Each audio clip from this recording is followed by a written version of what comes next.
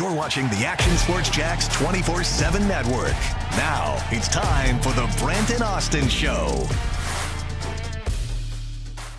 Hey, look at the stadium as we continue to see concerts set up each and every week here in the Jacksonville Everbank Stadium. Oh, we're not just talking about concerts when we talk about Everbank Stadium. It continues to be a major talker in the area here on a Thursday in Jacksonville. Just a big-time story with the Jacksonville Jaguars and the city moving closer and closer toward at least a presentation to City Council, which will take place on Tuesday evening for the city and the next step and what that could all mean. And I said to somebody today, what it could mean, really, if you really want to sum it up, is maybe the headline and the title is another 30 years. The Jaguars are celebrating 30 years in town, and how about another 30? Like, that's significant. And I know to some, maybe the stadium is a little bit of a drag topic because it's very kind of in the weeds, some political, some logistics, some, okay, what does this all mean? I get that, I do.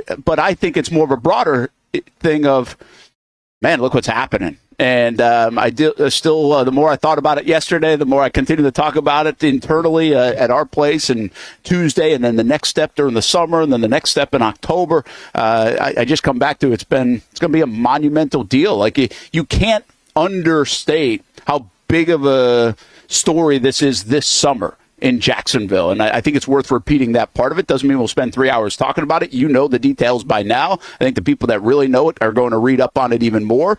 But it is an exciting part, and hopefully ends with excitement, too, for everybody that wants it to happen. And then 2028 will be really exciting when they unveil it. Yeah, no, I mean, I think obviously that the biggest, at least from my perspective, is the biggest storyline is this team's going to stay in Jacksonville, even though I never expected them to leave. But if anything, it's just a formality now of getting everything approved. But, like, to me, the new symbol, like, the stadium is a symbol of, hey, the Jaguars aren't going anywhere. Yeah, and I think maybe a symbol for a lot of people, what we talked about yesterday, we're building the not-so-nice graphic written ready for the rest of the national media and the Pro Football Talks of the world and everybody else, potentially. So, anyway, there's really nothing new from yesterday on that front. I just think it's interesting coming off it, take a breath from it, and it's still a very big deal in Jacksonville. You know what else is a big deal? We're live from Furniture Source in the Avenues Mall, and part of our new relationship with Furniture Source, we get to hang out on the recliners for a show. I might fall asleep in this one, man. If we were talking about the stadium for 3 hours, I might fall asleep here and just put in recline mode because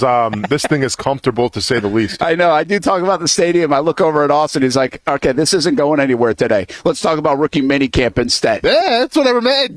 I understand it. It's definitely a big deal, but I just think, like, and this is where I'm coming from. Like, I was burnt out on it when it didn't kind of go through the first time with the shipyards and everything, and, people were kind of felt like they weren't, open in terms of all the disclosure of what was going on. And now it seems like, they got a vibe of the city a little more. They went to different, parts of Jacksonville and talked to people, and now it seems like everyone's on the same page. So to me, it's nothing but a formality, and the biggest thing for me is, you're getting to the new stadium. It's going to be awesome. But it's going to be a couple years away. Yeah, it is a couple of years away. I get that part, too. But hey, back to Furniture Source. If we could be very nimble here, we could do like every segment from a different spot. This place is massive here in the Avenues Mall. If you're looking for the location, it's on like the far end of the Avenues Mall where the old Sears was, kind of near the food court, right? We pick our spot really well. We're not too far from the food court. Absolutely. So that's a good thing, which I'll be stopping by after the show. You can also see Furniture Source, by the way, in Town Center as well, and we'll be at that location in coming weeks. So spend a couple of times a month on these nice recliners. These recliners are coming to the studio as well. Oh, these are the ones right here? Well, I think this one right over here. Okay, I mean, same similar, thing. Very similar. Dang! Yeah. So we might not have to be doing the show from the desk anymore. Yeah. I may be just moving in the studio if that's the case, man. Like if we're going to have these things in here, I can just set up my TV, play some PlayStation. We're all good to go. When we do, you can't do that. I'll show you some other things where you can really do that. They have like PlayStation-centric furniture in here. I like it. Okay? I like it. So there is a little bit of that. But the On the Couch segment should be pretty easy soon enough. From the I really can't wait to see where you take this today in terms of just your random thoughts, what we can break down on this couch. I actually do have a couple. Can't wait. I don't know if this one, I did not think about the setting I would be in, so I might have to, break or at least whisper it or ask Will here at Furniture Source if he minds if I talk about this one element. I don't want to embarrass anybody in here. Sure. Or make anybody uncomfortable. What's a tease? But there was something that I saw today in the news, and I was like, how does this work? But I'll get to it a little bit later. Okay. All right, promise. How does rookie minicamp work? You were a rookie in the NFL. Mm-hmm. You go back a decade plus. I don't think that part has changed. We talk about how much has changed in the NFL. What's the idea of rookie minicamp? That starts tomorrow for the Jags. It's in for a couple of days. OTAs will then get started in another week or so. And we know how that stuff is. We know what that is. It's a lot of installation. It's getting people on the field, getting some reps, getting the rust off from an off season where you haven't played in a while. But what about for the rookies? Like, what are they going to experience when they get inside Everbank Stadium? No longer on a coddle you, we want to draft you front. Now you're a part of it, and let's go start to win. Yeah, I mean, I'm not sure how much has changed since 2010, but I assume the message is still the same when we talk about a rookie minicamp. And it's kind of sending that message to the rookies where it's like, hey, you think it's just, you got some money, you got some prestige, but welcome to the real world. You're going to work. And it's almost a rude awakening for many. Now, I think, listen, people understand with Jacksonville, it's going to be a little warmer, right? So you got to come into shape and all that stuff. And back when I was in rookie minicamp, it was the same, but it's high intensity. It's kind of getting you conditioned, ingrained to a training camp. We talked about it yesterday a little bit in terms of Austin Rivers wanting to run his mouth saying, I can bring in over 30 guys in the NBA and play in the NFL. And maybe some guys can play tight end, maybe some guys can play defensive end, but the real rules of the NFL, it's not load management. It's training camp. It's a 17-game season, and that can wear and tear on your body. And this rookie minicamp is going to be the first preview, the first appetizer, if you will, for rookies to say, hey, yeah, it can be pretty intense. Like we thought college, maybe come from a bigger school, maybe like a Nick Saban, ran us into the ground. Well, the same thing could be said in the NFL as well. Was the NFL that much more difficult when now you came from Murray State, mm-hmm. and I'm not dismissing Murray State. I'm just saying, maybe Nick Saban runs it more like an NFL camp than Murray State would because of the varying levels of talent that you'll find at Murray State. Mm-hmm. I mean, it's either survive or get out at Alabama, right? No, for sure. I think the biggest change was it's a couple things, I guess. It's obviously the heat was something new to me. I mean, Kentucky gets pretty warm, but it's nothing like Jacksonville. So the heat was different, but also just the installs and everything, right? Because now you're going to have, whether you're on offense or defense, it's going to be more intricate, right? There's going to be more X's and O's that you got to memorize. I mean, I would assume now maybe on the offensive side of the things in college, it's comparable, but from where I was coming from, the system that I was coming from, a 4-2-5 and then a 3-4 defense at Murray State, and I had to know a lot of coverages, things like that. Well, that got amplified a lot when I got to the NFL. Is the learning curve, give me an example, like when you go to high school or college, right? It's a different thing. The time is different. How you spend your time is different. Managing your time is a big thing in college. You're just not at school 7 hours a day where they're babysitting you and managing you like high school. So that part's different. I never really thought, at least for me, now I was in radio, TV, and communications, not like I was going to be a doctor, mm-hmm. but I never thought college was that much more different in terms of the academics. Now, there were some classes that were a little tricky, right, because you're taking probably a little more of a potpourri of things, especially early on, but it was more time management.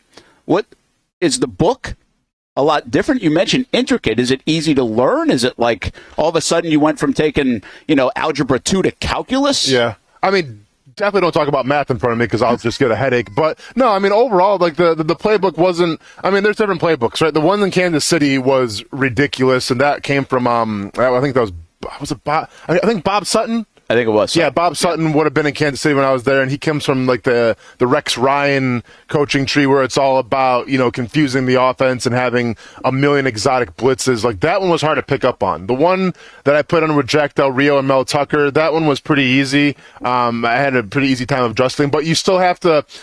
In college, it was more of just me doing my job, knowing my position, knowing my coverages, things like that. When you get to the NFL, you have to know more of, okay, what's the guy doing next to me? I have to communicate, hey, this is what I'm doing. What are you doing? What is the guy behind me doing? So it's almost more of, you got to know what's going on around you as well. And that was definitely kind of a change a little bit. But also a big difference from college to the pros to me was just the details. You know, your footwork, your hand placement. Like, regardless if you're from the SEC or you're from the OVC, you know, odds are that you got by a lot with your athleticism, your power, and all this stuff, right? And that's why you got drafted. But then when you get to the next level, you realize, okay, like, well, everyone's good, right? Everyone is in the NFL for a reason. So then it comes down to, all right, well, how can you get these small advantages? The hand placement, the footwork, the film study, the way you take care of your body. It's just all the little intricacies that can take you from getting drafted to making you a Pro Bowler. Not going out to the beach bars all the time. Oh, yeah. I mean, listen, I'm saying all these things. I didn't do half of them, but I'm just saying, you know, that's what I learned in retrospect. But yeah, I mean, going to the beach bar, it's probably not the best idea, but hey, there I was. I like all that, though. And that's why I asked you a question. I know it seems like an elementary question, but I think we just assume like we know that transition process. I think you hit on a couple things like the heat. Okay, well, we drafted the entire LSU roster, so they should be able to handle the heat for the most part. Like I do genuinely think that is an adjustment. But more and more players seem like they're coming from the Southeast anyway that know that heat a little bit, and they, you know, they're going to sweat, and some even look forward to it. I mean, Brian Thomas Jr. was like, bring it on. Couldn't wait for it. So that was part of the reason he liked being here in Jacksonville. But I think like the book is interesting to me. And then what you just said, because of the coaching. The coaching is different. This is supposed to be a 1% world that you guys are living in to make it to the NFL. It's a special fraternity. Well, I think in our world right now, we hammer coaching so much that in a weird way, the position coach or sometimes the coordinators and head coaches are looked down upon by the outside world, not the inside building, but down on the outside world. And like the college coach might even be put on more of a pedestal. I mean, these guys are supposed to be, from a coaching standpoint, some of the best to do it, right? Just like the players are, some of the best to do it. And so I think we do hear more and more, but we dismiss. Trayvon Walker, terrific athlete, #1 overall pick, for good reason, for a lot of reason. He was at Georgia, tremendous program. Filled with a lot of dudes, by the way. Yet when he comes here, he still is not a polished guy for the NFL. That's your point. You've got to work on moves. You've got to add to the repertoire. You've got to be able to beat people in other ways than just saying, I'm bigger, stronger, faster than you, because everybody's bigger, stronger, faster. You know, some people say that about high school to college, and it is true. Like, I realized that even at a very small level. When I went from Rhode Island baseball to Ohio baseball and I saw a collection of people, I'm like, oh, they're pretty good out here, too. In fact, a lot of them are better. Like, you don't realize that when you're in your own bubble. I do think the travel world today and everything else kind of showcases that more. You understand there's a whole new world out there. There's a big world out there. Yeah. But that jump from high school football to college football, you're now playing with some of the best around the country. But this is different level, man. I mean, you are now playing with the elite of the elite. These are not just some of the best around the country playing Division I football or Division II football.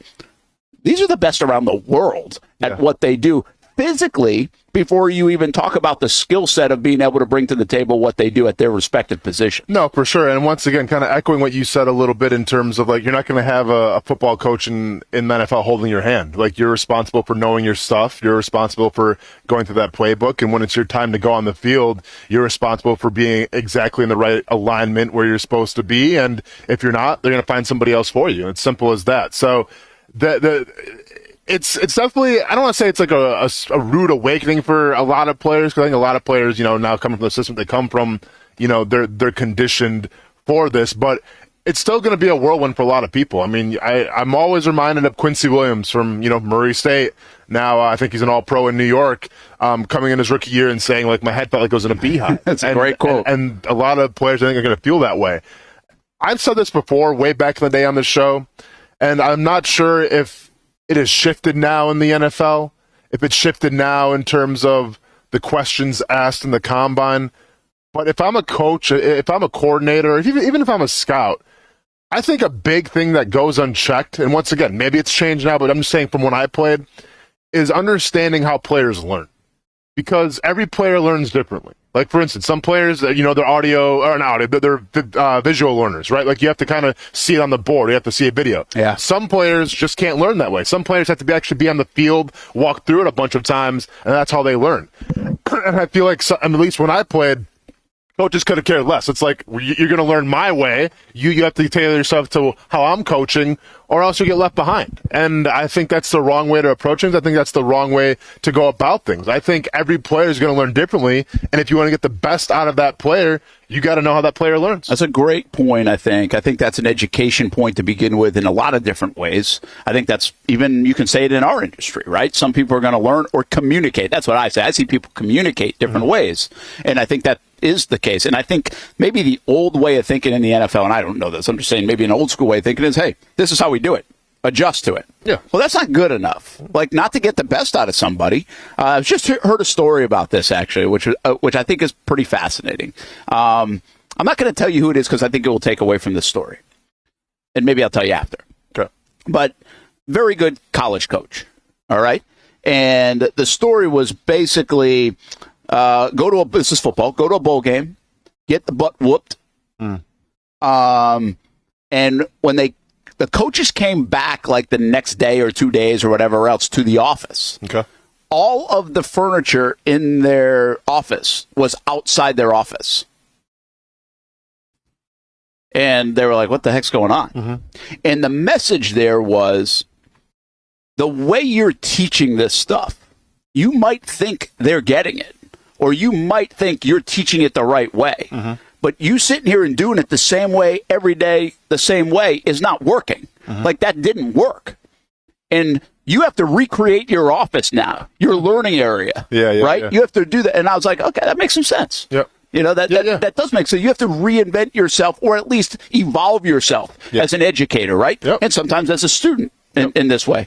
And I was like, oh, that's a pretty interesting way to do it, right? Kind of a loud way to do it, an emphasis and exclamation point way to do it. And I mean, I assume it worked, or they wouldn't tell the story. Sure. But I just heard it like over the weekend. I was like, oh, that's kind of fascinating. Could they guess who it is?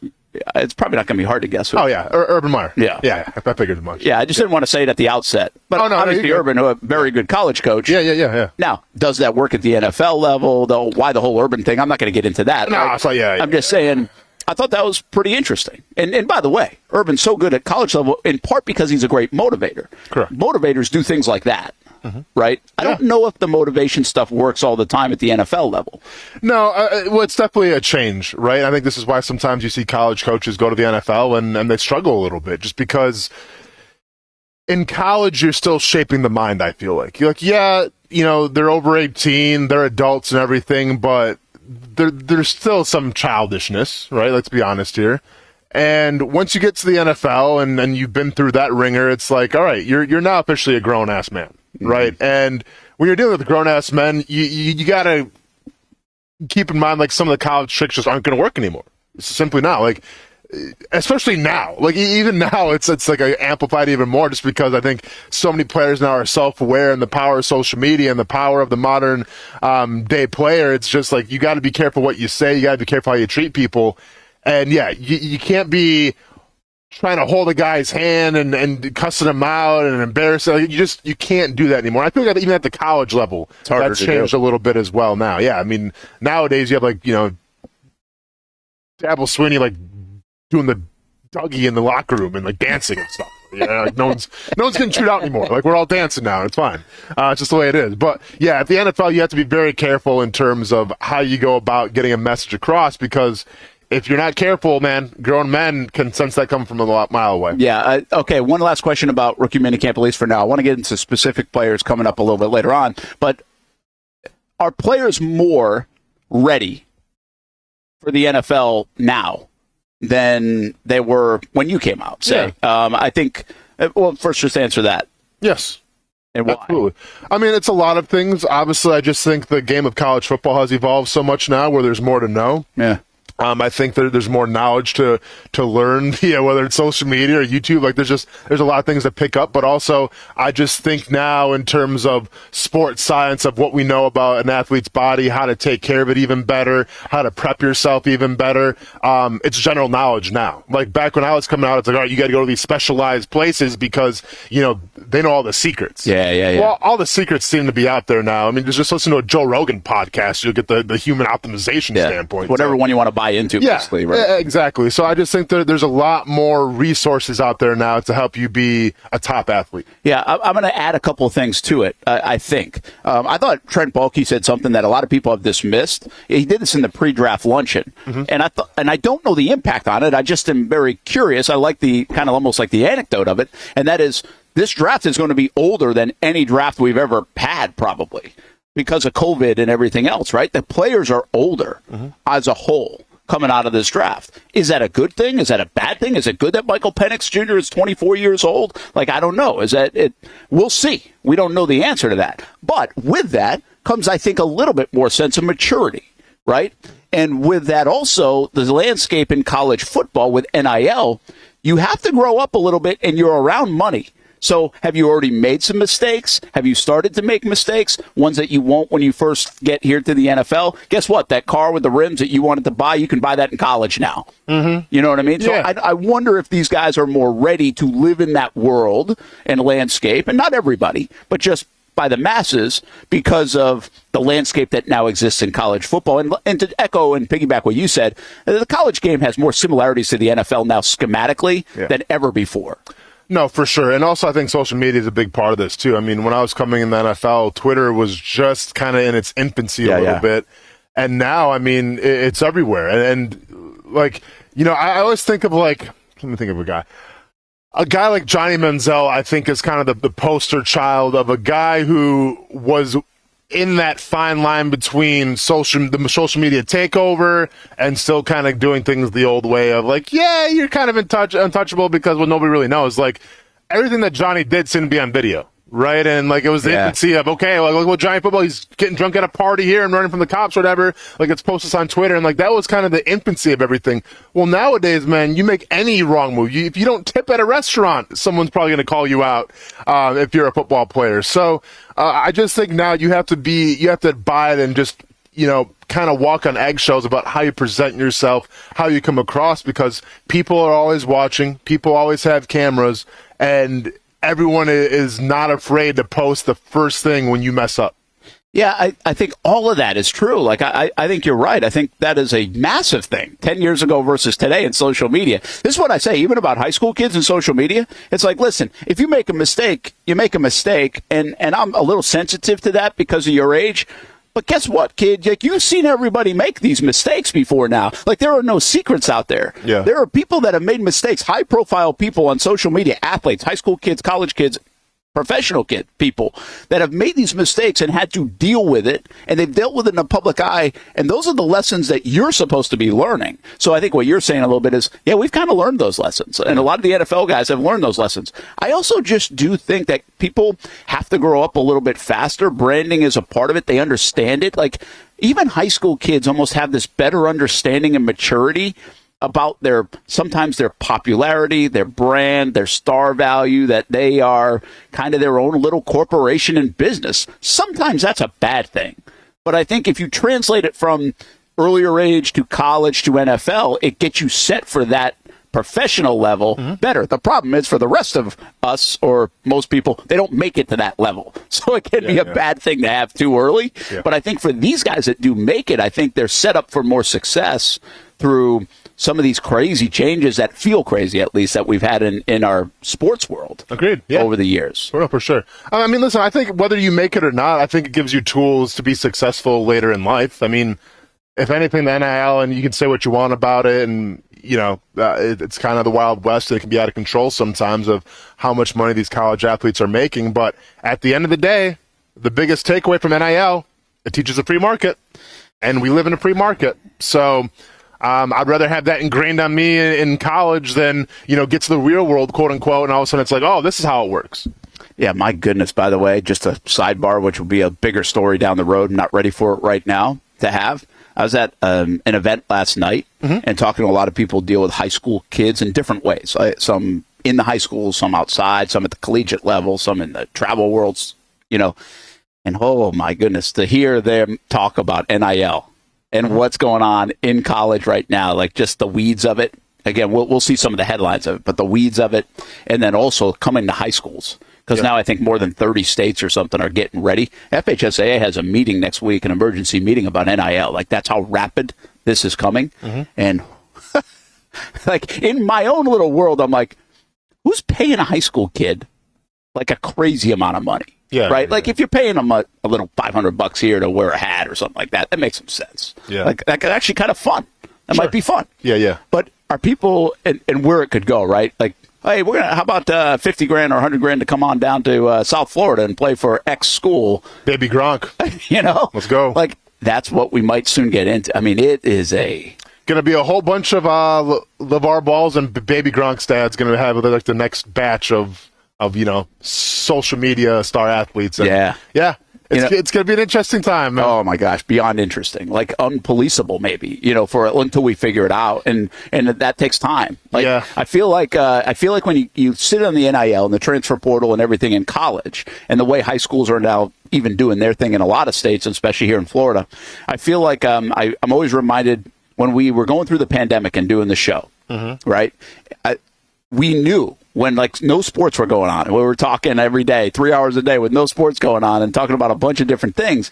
We would say often we're living through a time in history, right? Like it's like, that's pretty wild when you are living during something that's going to be talked about for centuries to come or decades to come. Yeah. Now, I'm not sure on the same scope NIL is going to be talked about in the view of a pandemic, right?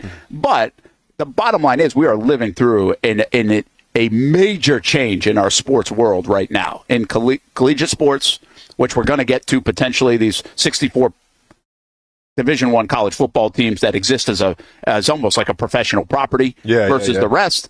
And in high school now, if this is going to start, again, for Ronan, what he's going to have in high school, for my kids while they're exiting out, totally different world. Correct. And that's a wild thing to think about. No, it's definitely a wild thing to think about. I mean, it's going to be wild as a parent. I feel like I'm going to have to help him navigate that. Yes. But at the same time, listen, I'm not going to tell anybody how to parent or anything, but and I see Baby Gronk. I'm sure there's a million examples, but Baby Gronk is the big one in the news all the time, right? And he's the who's who right now of social media influencers who's going to be an athlete. He's a kid. I'm sure he's making millions of dollars, and that's fantastic, but you're also setting yourself up, kid, to have a lot of haters. He already has a lot of haters. Go to the comments of any time Baby Gronk posts something and see what people are saying about him. All right? So, yeah, you're putting your kid and you're financially giving him a lot, but you're also giving him a lot of blowback, a lot of hate, and I'm not sure how many kids can actually handle that. Yeah, that's a lot to handle. And you can only shield your kids from that for so long, right? It's social media. People are going to see it. Yeah. So it's kind of give and take in my opinion. I mean, once again, if we ever get to that point and Ronan wants to play football, basketball, whatever he wants to do, and he wants to take that road, I'll be there to support him, but I'm definitely going to approach it a different way than just saying, hey, check out my son, let's get some Twitter followers and get some money. There's more to life, I feel like, than that. Yeah, it's a wild time. Yeah. It's going to be a wild time. It's not easy. And then those things don't come easy, especially when someone's sitting there with a check in front of you. No, for sure. Absolutely. So, hey, we're hanging out at Furniture Source in the Avenues Mall, and getting ready for a big Thursday heading into the weekend.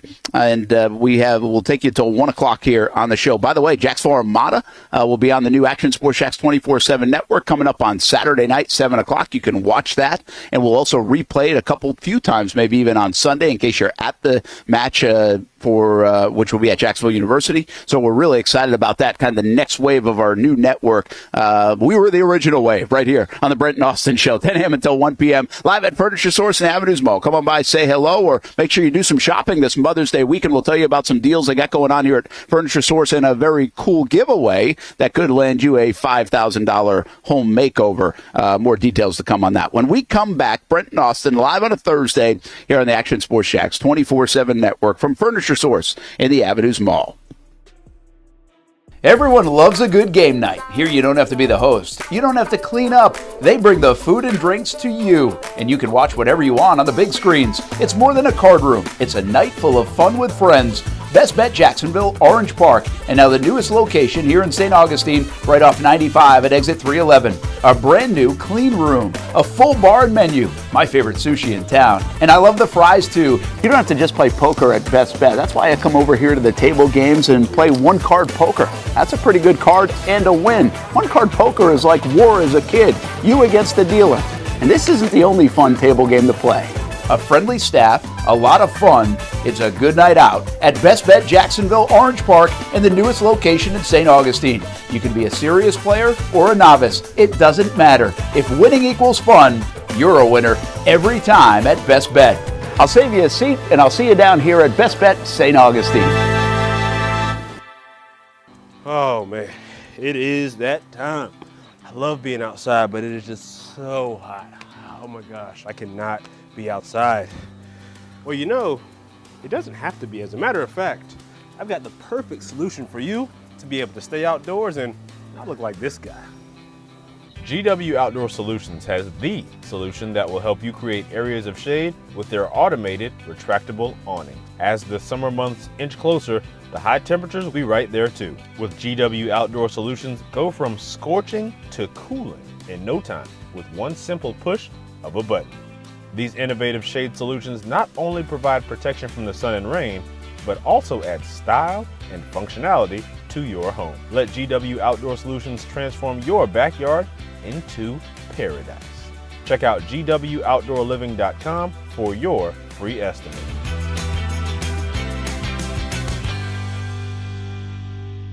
I like to say everybody has a story, and sometimes we're a part of other people's stories. That's the case here at Nimnicht Buick GMC.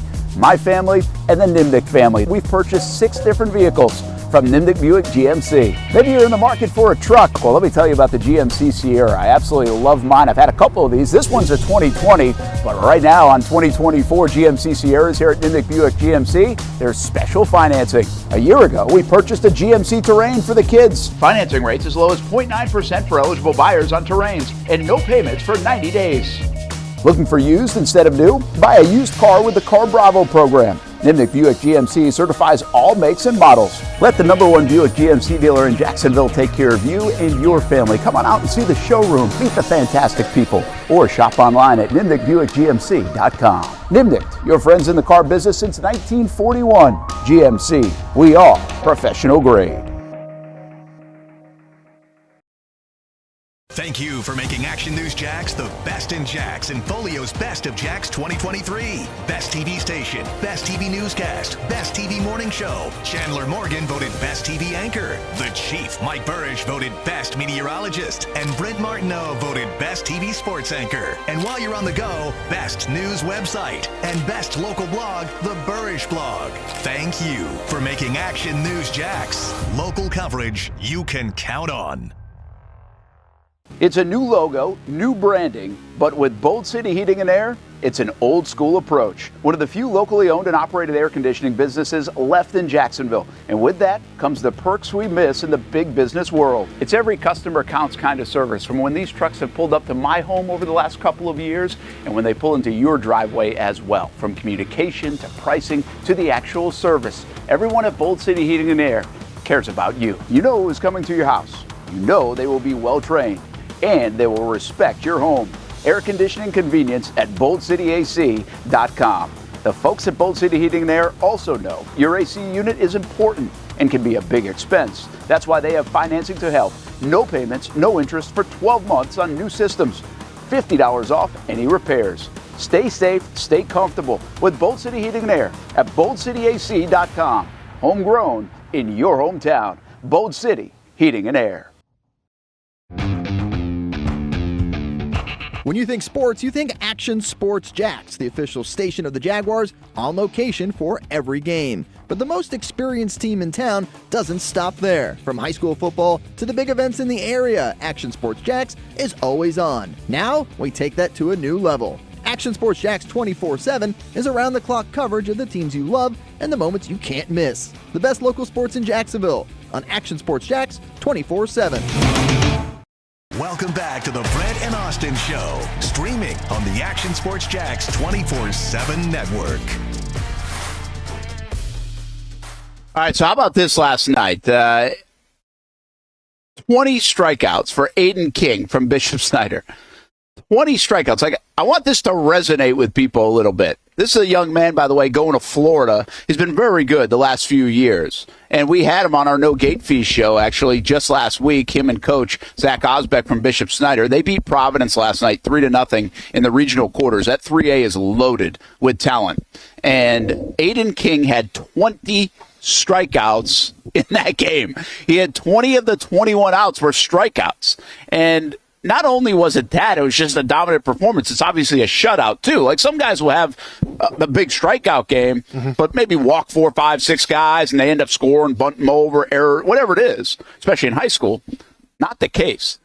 He had 20 strikeouts. Oh, by the way, he hit a home run and a double, too, and that's not really what he's known for. I mean, he's definitely an arm going to Florida. He's not going to play both sides, but in high school he can. Hit like number 2 in the lineup. In a 3-0 game, delivered 2 huge hits.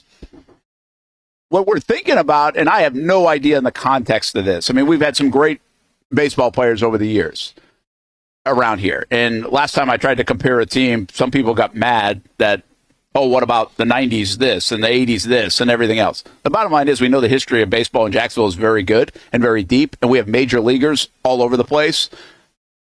I think we might have just witnessed one of the best performances like of all time in local high school baseball. And I'm not saying the best, but I'm not sure how it wouldn't be on the list. 20 Ks out of 21 outs in a playoff game and win 3-0. The guy hits a homer too. Like, it's hard to dominate in the sport of baseball to that degree in a ball game. I mean, he did last night. Yeah, that's absolutely ridiculous. I mean, I would have been bunting the whole time. That's a good point. I don't know how many times they did. Try to break that up a little bit. Yeah, man. I mean, obviously, swinging the bat's not working for anybody. I mean, listen, he's got great stuff. He was, if you could see in there with that video, we thank the folks at Bishop Snyder for sharing. I wasn't at that game. We were at a different game that went 11 innings. But we weren't at that one. And we started to get wind. I mean, it was like 9 strikeouts in a row one time. It was 14. Like, it was getting up there. I was like, hey, can you send me some video? And so we put it on TV last night. And but he was at 92, 93. I think he touches up to 94. I think he's been sliders dang good, you know, and he's a Florida guy.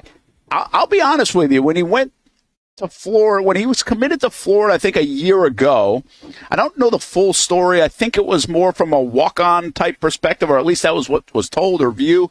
And that's commonplace, by the way, in baseball, which is another thing. Baseball might open up scholarships like more than 11.7, which would be great. Yeah. But whatever, that part's not important. I was like, okay, well, this is cool. Like, he's going to Florida, but I'm not sure I'll ever, like, is he going to pitch there? Is he going to play? There's so much good talent that goes to Florida.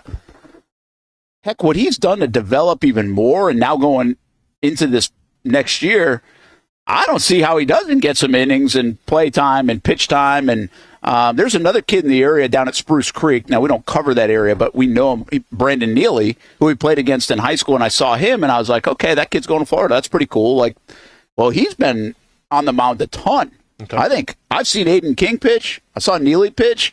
Like, Aiden King can go pitch right away in the SEC. So it'll be something to watch. It's always fun to follow these guys, but it's also hard to get context. A lot of guys commit to big schools and then they don't play. Sure. But I think this guy, he just keeps getting better and better and better and bigger and stronger. And it's been a nice trajectory. I think some guys get in pitching. Sometimes guys are like 92 right out of the gate, right? When they're like 16, 15. I don't think that's always a healthy thing. I think this has been a nice, slow, gradual climb for King, which is going to help him out. Nice, man. And having the last name King is not going to hurt you either in terms of NIL deals. So probably. Props to him, man. Where do we want to get Burger?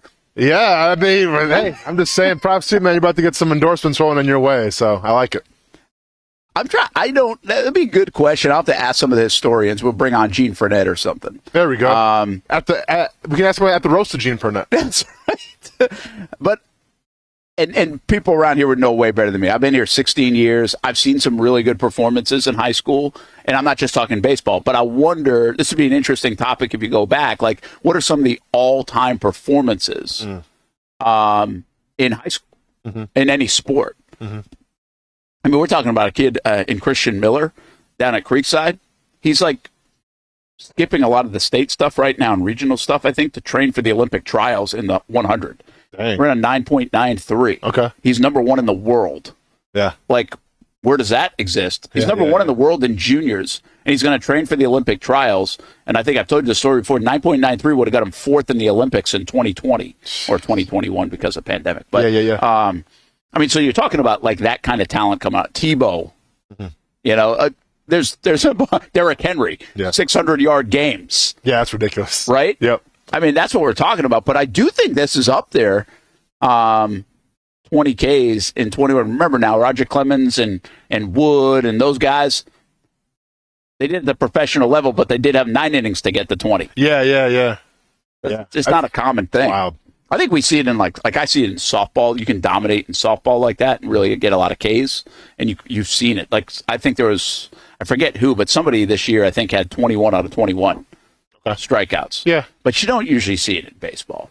No, it's just, I mean, I feel like you see it a lot more in softball for sure. Yeah. And here's the other reason why you don't see it in baseball is because they get to a pitch count. So like in high school baseball, depending on your age, you have to stop at 105 pitches or 95 pitches. If you're striking out that many guys, usually your pitch count's going pretty high because you got a lot of 2-2 counts, 3-2 counts, and then you're getting the strikeout rather than just balls going in play. So anyway, crazy performance last night by Aiden King of Bishop Snyder, and one that will probably be remembered for a long time. They move on. We'll show you a little Bishop Kenny Baker County. That was a pretty good game. I was at last night. They won 11 innings. We got a lot more softball in the area tonight, baseball Friday and Saturday, so good luck to all the teams. Regional track meet was this past week at UNF, and the state meet will be at UNF coming up next week, so a lot to get into. Meanwhile, in the NBA, there's a lot happening.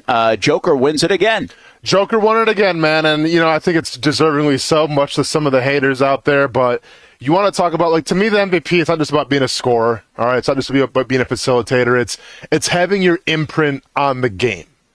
And if you watch any basketball at all in the NBA, you know that, like, nobody has their imprint more on a game than Joker. And it's simple as that. Whether it's scoring, whether it's running the pick and roll, whether it's facilitating, defense, not so much, but you know what?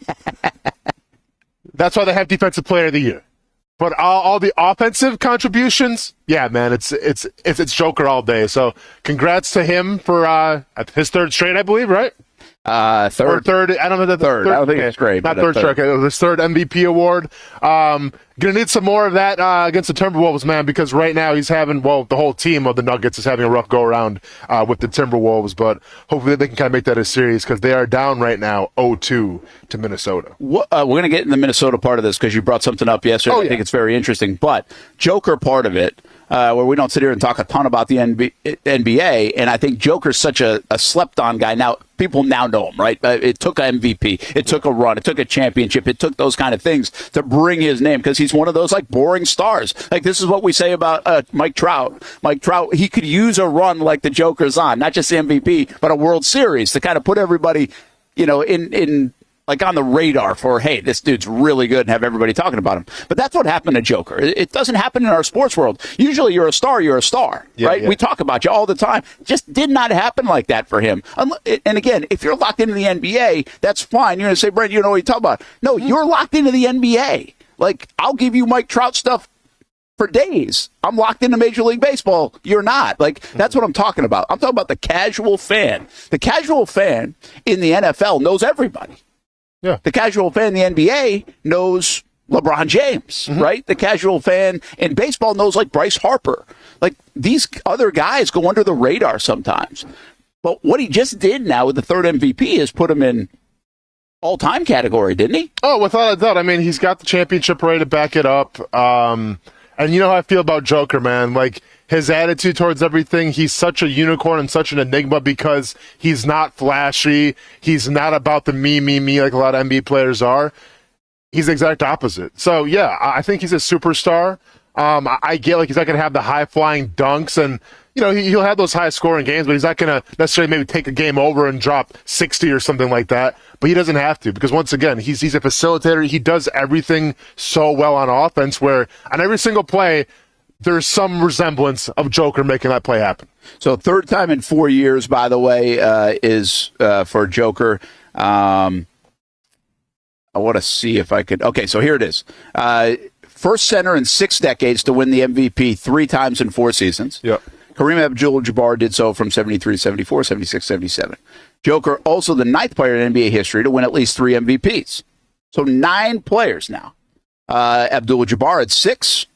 Good trivia question. I think a lot of people would say Michael Jordan had the most, right? Yeah, that'd be the good I should have asked. Jordan 5, Bill Russell 4, LeBron 4, Wilt Chamberlain, Moses Malone, Larry Bird, and Magic Johnson 3. Yeah. Moses Malone won 3 MVPs. Yeah. That would have been, if I had given you the list, would have been probably the hardest one to get. Moses Malone? Yeah. Well, yeah, I wasn't born, I don't think, so. Yeah, you were. Moses Malone? You were born at the tail end of Moses Malone? I mean, I might have been, but I don't remember it if I was. I came into the MJ era, and it was about that. I thought Bill Russell might have more of them, by the way, than 4. Okay. But he obviously 4 Jordan, so 6'5", 4.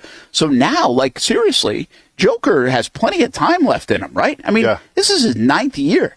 So Moses Malone played from 74 to 95. So I was still around for the tail end, but I don't remember. Yeah, I figured. Yeah, I thought you would. I know him from collecting cards and stuff, and I remember him with the Sixers by that time. I don't know where his whole career was. When he won the MVP, it was in '83. So yeah, was way back. Okay. I wasn't even in the equation. Who did he play? Most Malone play for everybody, right? You spend that much time in the NBA, you better. Let me see what we got here. Yeah, man. I mean, the Rockets. Rockets. Yeah, he played for a lot of teams. He did play for the Sixers. 76ers, right? Yep, nailed it. I actually remember Moses Malone probably more from card collecting days. As the Bullets, the Hawks. Yeah. So here's the deal. He's 29. By the way, he doesn't care about load management. He played in 79 games. That probably helps him with these awards too, right? Not worried about that. But he has a very good chance to join the elite of the elite. Abdul-Jabbar, Jordan, and Bill Russell and LeBron are the only ones with 4+. Yeah. Which we would get 2 out of this era of basketball with 4+. Does that make this era of basketball a little bit closer to the Jordan Bird days, followed by Jordan, than we give it credit for? Yeah, but once again, it's a different era now, right? Because in the Jordan days, you had to play defense as well. So I think what made Jordan so great was he was an offensive juggernaut and a prolific scorer, but also, man, it was a different game in terms of physicality and having to play defense. Not to say Joker's really a liability at defense, but like I said, when he runs, it looks like it hurts him. Okay? Yeah. It looks like he's in pain. So, I mean, listen, I'm not taking anything from Joker because he's so fun to watch, and I'll watch him every game if I can, just because he is in every single play. It's a different style of basketball now. Scoring is much more up than it has been. No one's really playing defense anymore. So with all those things into account, though, he's still winning it year in, year out. I mean, you have guys like Luka, Embiid, when he gets to healthy, obviously Giannis, but he had some injuries as well. So you're essentially playing in an era now where there is so many superstars, where it seems like every NBA team at least has one superstar. One guy that can drop 50 on any given night. So yeah, it's definitely a high criteria to get MVP, but once again, when you're a facilitator as well, when you have the vision like Joker has, that's what sets him apart. Yeah, and by the way, the guys that have won this award most recently the most times, LeBron too, to me that's what separates LeBron. It's his vision. It's his passing. I think of it more as that facilitator, the do-everything guy, not necessarily the defensive guy. He can't play. Obviously, some of his most memorable moments are block shots and on the defensive side, more than Joker. But it's pretty wild if you look at it in that landscape. It's so hard, and this is blasphemy, especially for a guy who came from that era, to say, hey, this is a very comparable era to the Bird Magic era, followed by Jordan, the pinnacle maybe of the NBA, right? Yep. But I'm not sure it's that far away. And I think it's a little different because you don't have this one rivalry necessarily. It looked like we were building that a little bit with maybe a Durant versus LeBron or a Curry versus LeBron. But we have so many good players. And back then, we had a lot of good players, too. I think people dismiss it. You had the Dominique Wilkins of the world and other guys that didn't get as much love. Yeah. But they were really, really good players. And I think you're right. I think you've got 9 guys now in the NFL that could take home an NBA MVP award. And I don't know if that's always been the case. No, that hasn't always been the case. But yeah, like I said, scoring's at kind of a premium now. I mean, every team's got their scorers and just the ability to drive, the 3-point shot. Every team's got their scorers. So we're seeing points night in. Like how many guys dropped 50 points this year? Yeah, a lot. A lot. It's the way the game's transitioning now. So two other NBA things real quick. Did you see that the Pacers put into the league 78 mistakes by the officiating crew? From last night? No, game one. Oh, game one, okay. No, I didn't see that. Well, there's some mistakes last night, too, that... The Indiana Pacers have submitted 78 plays. Oh, sorry, it was game 1 and 2. 78 plays to the NBA they felt were called incorrectly against them during games 1 and 2 against the New York Knicks. Well, yeah, I mean, I think that the tipping point last night was when there was a close game in the fourth quarter and they called a double dribble and then they took it back. Like, I've never seen that before. How do you do that? Yeah, I mean, it's a great question. I have no idea. And to be fair, it wasn't a double dribble, so I'm not sure why they called it in the first place. But yeah, they called it double dribble. They don't call it traveling and double dribble anyway to begin with. No, for sure. Pacers get the ball, and all of a sudden they're like, "Oh, never mind, we messed up. It's the Knicks ball again." Maybe the crowd had some kind of influence on it a little bit because the crowd was raucous last night at Madison Square Garden, to say the least. 78 officiating mistakes. Yeah, like they can't be all right on those, but they also can't be all wrong. That is a lot of plays to have a problem with. No, but it is. But once again, it's frustration from the Pacers of how that game went last night. Yeah, this is by the way, it's commonplace in sports. Like after games, I mean, the Jags do this too. They submit maybe some 4, 5, 6 plays, but not 78 of them over a 2-game span. That's my point. Like that's an egregious amount. Makes you think, should they have robo officials? Take it easy. No, it's definitely take that easy. Listen, Rick Carlisle, whatever that guy's name is, almost had an aneurysm. Did you watch the game? Right? Did you feel it? No, I didn't. Okay, yeah. I mean, almost had an aneurysm last night towards that fourth quarter. So, like, I get there's a lot of frustration right now. You're down 0-2. Should have won that game last night. Jalen Brunson was out for half of it. We thought Jalen Brunson was going to be out for the season. Comes back, has that gritty performance.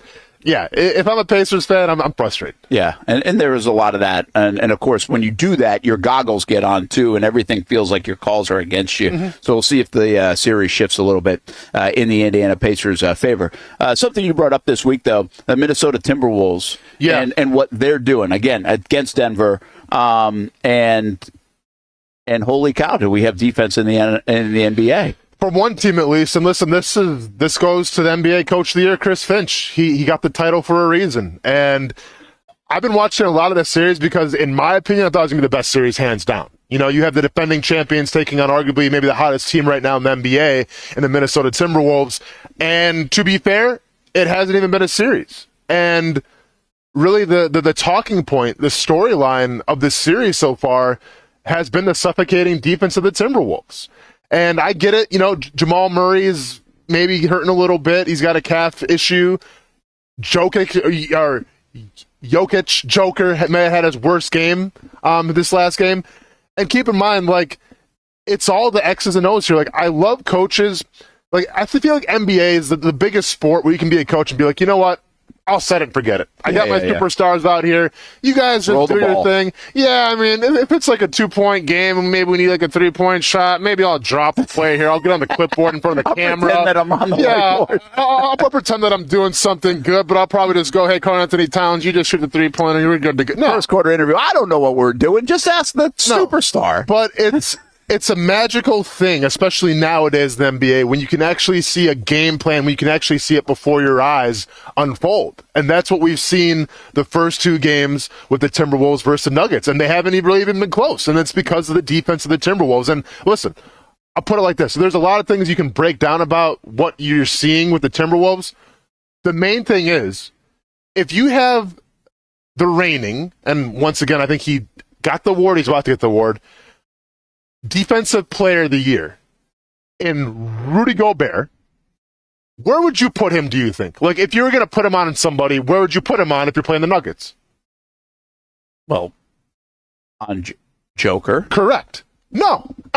We're not going to do that. We're going to put Karl Anthony Towns on Joker, and then we're going to have Rudy help out in terms of the pick and roll and everything like that. And that's exactly what's been going on right now, and the Nuggets have zero answer for it. We have Jamal Murray throwing heating pads. Now, keep in mind, too, and this is the sad thing. Joker had his worst game this last game. Aaron Gordon was the leading scorer of the Denver Nuggets, and I get it, Magic fans, but go and put your earmuffs on real quick. If Aaron Gordon is the leading scorer of your team, guess what? You ain't going to be winning a lot of games, and that's exactly what's going on right now in Denver.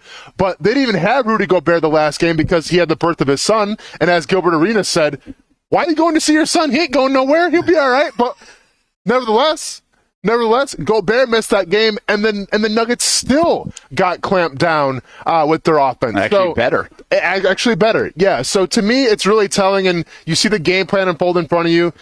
Every team's got at least a big three, usually, right? So for the Nuggets, you got Joker, you got Murray, who's a three-point shooter, and then you got Porter, who's more like the slasher. They've taken Jamal Murray out of the game. When I say out of the game, full court pressing him, getting in his face, not letting him breathe. He's getting frustrated. He's throwing heating pads. Then you got Porter, who's like, the slasher. Well, you know what? We say, hey, and whoever wants to take him, don't let him breathe either. And now all of a sudden you have Karl Anthony Towns when Gobert's playing, and not with his son, and also helping out with Jokic as well.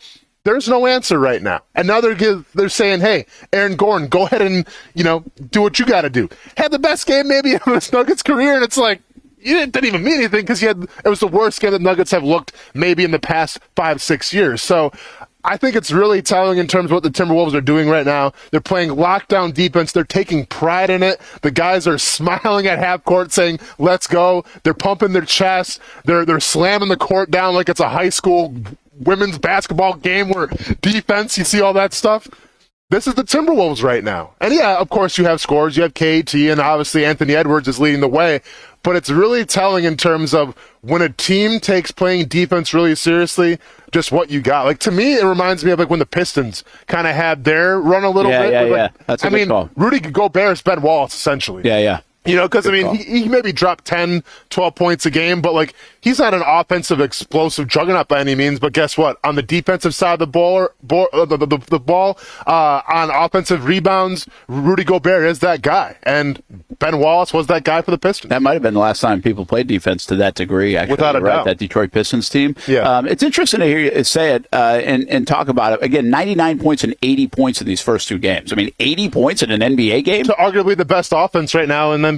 That's sick. That's crazy. Mm-hmm. And the buy-in is really good. So so here's what I asked. Like, are they changing it? Because you asked me this. Like, are they changing the game a little bit, right? Are they going to change? Is it going to be like a follow the leader? I think that's a tough thing to do. Right now, it feels like they're an outlier, right? We just said people don't play this kind of defense in the NBA. Like, nobody commits to that kind of defense in the NBA. They can try. Coaches want you to. But you got to get buy-in from a lot of guys. And then the next part of that is it's sustainable, right? Is it sustainable to do that? Can you get enough people? For whatever reason, in football, people love playing defense, but that's kind of their job.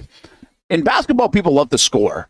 Of course. If football players played offense and defense, they'd rather do the offense. Yeah. Right? For sure. But that's just the way it goes. So, I don't know if they're going to actually, can you get enough of this kind of buy-in? Can you be built like that? Or are they an outlier so much right now that's why it's working? Because they've got something that nobody else has. Like, everybody has a big three. Everybody can score it. Everybody can shoot the three. You know what nobody has? Is guys that are willing to defend to that degree. And when you get that kind of buy-in, you're doing something a little bit different, and people almost aren't even ready for it. One other thought that went through my mind, it's like the old Bobby Knight philosophy. We're going to take everybody else away. Your star player can go score 50 if you want, but we're taking everybody else away. Yeah. I think that's what he did, way back in the day to the big scorers. No. Go ahead, go have it, but you're not going to score 100. Yeah, and right now Aaron Gordon's got to be that guy for the Nuggets, unfortunately. If it was a dunk contest, it would be different. Listen, we had Coach Driscoll on the show. I think this wasn't anytime soon, but this was years ago. And I even asked him, how do you get your guys to buy in on defense, right? Because offense, you can drop everything. If you're a shooter, you're going to score your points. But, I remember what he said. Defense is attitude. Defense is the mindset. And you can't fake that. Yeah. I'm reminded of my Milwaukee Bucks this year. Right. I mean, that was the big thing is what happened to their defense. Because you had Giannis and everybody, and in the past you had Chris Middleton at a full health shooting the three. But like they were known for their defense as well. They lost their defense. And I think the thought with Doc Rivers was, hey, yeah, we didn't play defense at all during the regular season, but just wait. When the playoffs come around, guys will play harder. It just means more now, and it'll be okay. And the first game against the Pacers, yeah, the Bucks looked great on defense, but guess what? They couldn't sustain it. So it's who you are. It's who your identity. And I feel like the Timberwolves for so long have kind of been that little brother, that forgotten team in the West. They've put that chip on their shoulder, and this is who they are. It's not by accident. They did it against the Suns and Devin Booker and Kevin Durant, and now they're doing it against probably the best offensive scoring team in the NBA. It's the attitude, it's the identity, it's who they are, and all credit right there goes to the coach. I know my man Mike Tannenbaum once said the Golden State Warriors and Jacksonville Jaguars. I've always thought the Jags are a better comp in many respects. Now, you hope they were the Golden State Warriors, but in many respects to the Minnesota Timberwolves. Okay. I'll tell you where I'm going with that when we come back. We're live at Furniture Source. We'll mix a little NBA and NFL with this comparison and see if you like it or not. Well, you know, I feel about the Golden State I know Warriors you don't like one, that. so Don't let's get see where turned you off go by with this. You like this one maybe better. I'm already turned off. I'm going to recline right now. Go recline. I'm taking here a nap. at Furniture Source in Avenues Mall. 11 o'clock hour on the horizon. We talk some football along the way as well, and some fun stuff happening here in the state of Florida. The Action Sports Shacks 24/7 network. We've got a lot of fun stuff happening as well. You can catch replays of Cup Day of the Week with Action Sports Jacks, and also no gate fees today and tomorrow in the 1 to 3 o'clock hour, and always a replay 3 to 6 of our show right here with Brent and Austen. We're live from Furniture Source in the Avenues Mall. Mall's opening up. Come on by. Say hello. What started out as better people, better projects just keeps getting, well, better. That's Better Exterior Solutions, ready to help you create a better outdoor experience. Check this out. Motorized pergolas are the latest in technology to transform your outdoor space. Beautiful day? Let the sun shine through. Summer rainstorm? These pergola systems close automatically to keep the weather out. From residential to commercial uses, Better Exterior Solutions has products customized to meet virtually any existing architectural structure. With retractable awnings, screens, and hurricane shutters too, if you want unparalleled quality and expertise, you need Better Exterior Solutions. Get a free estimate by visiting betterexteriors.com or calling 904-902-4999. Better Exterior Solutions. Experience better. It's the place we party in football season with Jaguars All Access. Welcome to Spring Sports Brewery, everybody. Say hello to our guest tonight. That is Trevor Lawrence. You can bring your party or event to Spring Sports Brewery in Springfield any day and any time. Rehearsal dinners, corporate events, birthdays. Here at Strings, you can enjoy the inside area and the outside area. Good for any weather, good for any occasion. Watch the games, play the games, shoot some hoops. Beer? Yeah, they have that. Plenty of choices. And sure, this is a brewery, but Strings is also a restaurant, and the food is fantastic. A full menu made from scratch meals. And if you need String Sports Brewery to help with a party at your place, they cater too.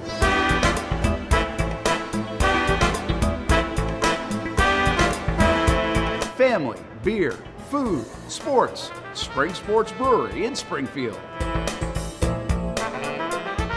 I'm Action News Jack's First Alert meteorologist Garrett Beaton. While the sun is up and it's going to be a beautiful day. Sometimes you just need a day to yourself. And Garrett's First Alert forecast makes sure you're ready to go out and enjoy.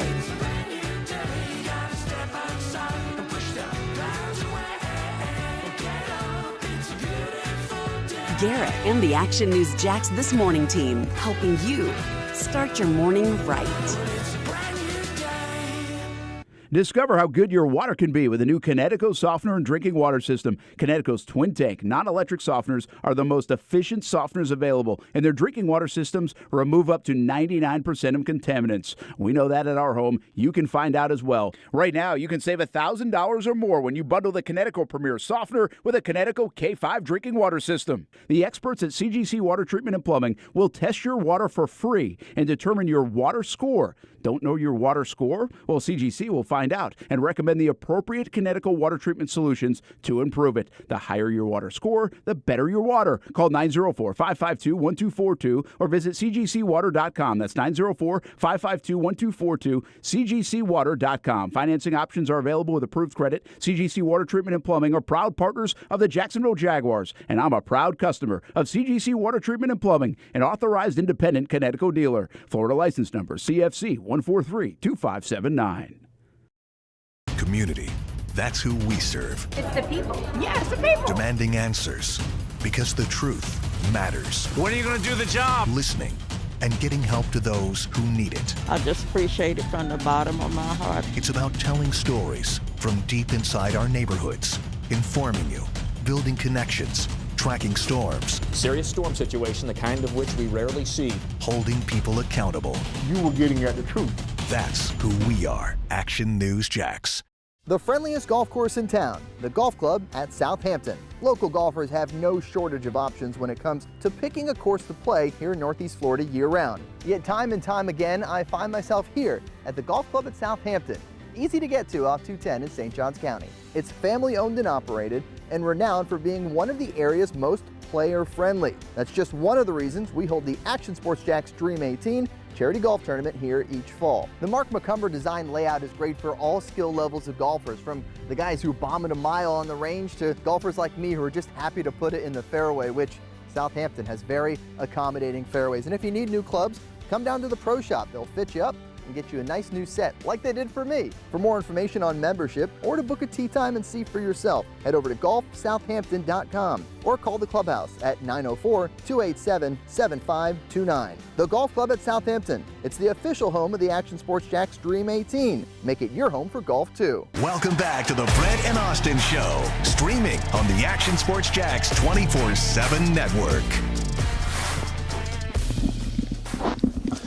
Hey, taking a look at some Baker County baseball last night. This game went to 11 innings. Colson Altman with the 8-inning effort on the mound. So we had some really good pitching performances. A little by committee for Bishop Kenny. We'll get to the Bishop Kenny side of highlights in a bit. But Baker County, really nice effort from them. Just one of those games, man. High school baseball. If you're a Baker County fan, you watched high school baseball last night. And high school sports. It's tough. And it happened. I mean, overall, pretty clean game. And then I think there was a little bit of a mix-up on at the end on a pitch with a runner on third, and that led to the winning run in 11 innings. But hats off to Baker County for a heck of a baseball game and a good season there as it comes to a close. A little bit of a crapshoot this time of year when you're in the playoffs in all sports. Brent Martineau along with Austen Lane. We are live at Furniture Source here in the Avenues Mall. My man Will got me a coffee. We appreciate him. Yeah, man. Taking care of us over here. I was telling Will, I was like, this is a great spot to work. Yeah. Or maybe we just do our show all the time for a variety of reasons. One, if you want to get away from like what you're doing for 5 or 10 minutes, you go take a walk. You've got several floors to take a walk in climate-controlled conditions. Yeah, I'm glad you asked. I got to address something. Go ahead and finish your thought, and then I got to bring a thought to the Well, table, if you're thirsty, plenty of options. If you're hungry, food court right there. Yep. If, let's just say, on Mother's Day weekend, you forgot to get a Mother's Day gift last minute, boom, you're right here to be able to go get plenty of options on a last-minute deal. Listen, and if you're not like Brent Martineau and you want to sleep on the Titans like I am, what a better way to sleep on the Titans than come in here, man, and test out some of these sofas, some of these couches, man. They have everything you need to come sleep on the Tennessee Titans because, let's be honest, I'm not buying into Will Levis, okay? Calvin Ridley, I get it, over 1,000 yards, but, man, you paid that much money for him. You lost Derrick Henry. You lost Mike Vrabel. The whole identity of the team right now is going to the wayside. Don't be like Brent Martineau. Come be like me. Come take a nap here at the Furniture Source, man, and come sleep on the Tennessee Titans with me. By the way, speaking of sleeping, you just told me that you had your heat on.